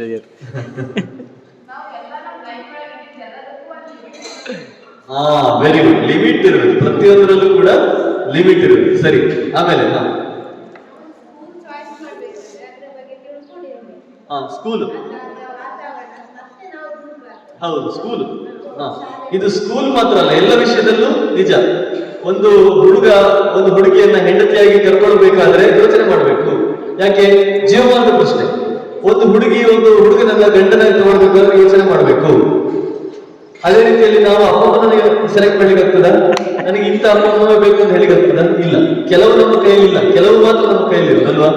ಇಂಥ ಶಾಲೆಯೇ ಬೇಕು ಅಂತ ಹೇಳ್ಬೋದು, ಇಂಥ ಅಪ್ಪವೇ ಬೇಕು ಅಂತ ಹೇಳಿಕ್ ಸಾಧ್ಯ ಇಲ್ಲ ಅಲ್ವಾ? ಸೊ ಶಾಲೆಯನ್ನು ಸೆಲೆಕ್ಟ್ ಮಾಡಬೇಕಾದ್ರೆ ಯೋಚನೆ ಮಾಡಿ, ನನ್ನ ಒಂದು ಮನಸ್ಥಿತಿಗೆ ಇದು ಸರಿ ಹೊಂದುತ್ತದ, ನನಗೆ ಇಲ್ಲಿ ಚೆನ್ನಾಗಿ ಒಳ್ಳೆಯ ವಾತಾವರಣ ಸಿಗ್ತದೆ ಅಂತ ಯೋಚನೆ ಮಾಡಿ ಮಾಡಬೇಕು. ಇಲ್ಲಿದ್ರೆ ಒಂದು ಶಾಲೆ, ಒಂದು ವರ್ಷಕ್ಕೆ ಒಂದು ಶಾಲೆ, ಇನ್ನೊಂದು ವರ್ಷಕ್ಕೆ ಇನ್ನೊಂದು ಶಾಲೆ, ಹಾಗೆ ಮಾಡ್ಲಿಕ್ಕೆ ಸಾಧ್ಯ ಇಲ್ಲ. ಹೀಗೆ ಪ್ರತಿಯೊಂದು ಕೆಲಸದಲ್ಲೂ ಅವಳಿಗೆ ಸುಮಾರು ಯೋಚನೆ ಬರ್ತಾ ಇದೆ. Very good. ಇದು ಬಹಳ ಮುಖ್ಯ. ನಾವು ಕೆಲಸ ಏನ್ ಮಾಡ್ತೇವೆ, ಡಿಮಾರ್ಟಿಗೋ ಬಿಗ್ ಬಜಾರಿಗೋ ಹೋಗ್ತೇವೆ, ಸಿಕ್ಕಿದನ್ನೆಲ್ಲ ತಗೊಳ್ತೇವೆ, ಕೊನೆಗೆ ಬಿಲ್ ಆಗುವಾಗ 4,500 ರೂಪಾಯಿ, ನಮ್ಮ ಕೈಯಲ್ಲಿ 3,000. ಪ್ರಯೋಜನ ಉಂಟಾ? ಇಲ್ಲ. ಮೊದಲಿಗೆ ಆ ಗುಣಮಟ್ಟ ನೋಡ್ಬೇಕು, ಅದ್ರ ಜೊತೆಗೆ ಬೆಲೆ ನೋಡ್ಬೇಕು. ಬೆಲೆ ಚೆನ್ನಾಗಿದೆಯಾ ಇಲ್ವಾ, ಇದು ನನಗೆ ಸೂಟ್ ಆಗ್ತದೋ ಇಲ್ವಾ, ನನ್ನ ಜೇಬಿಗೆ ಇದು ತಕ್ಕರಾಗಿ ಇದೆಯೋ ಇಲ್ವೋ ಅಂತ ನೋಡ್ಬೇಕು. ಬೆಲೆ ನೋಡಿಕೊಂಡು ವಸ್ತುವನ್ನು ಸೆಲೆಕ್ಟ್ ಮಾಡಬೇಕು. ಹೀಗೆ ಪ್ರತಿಯೊಂದು ವಿಷಯವನ್ನು ಕೂಡ ನಾವು ಪರೀಕ್ಷೆ ಮಾಡಿ ತೆಗೆದುಕೊಳ್ಬೇಕು ಅನ್ನೋದೇ ವಿಷ್ಣು ಶರ್ಮರು ಹೇಳುವಂತಹ ಅಪರೀಕ್ಷಿತ ಕಾರಕ.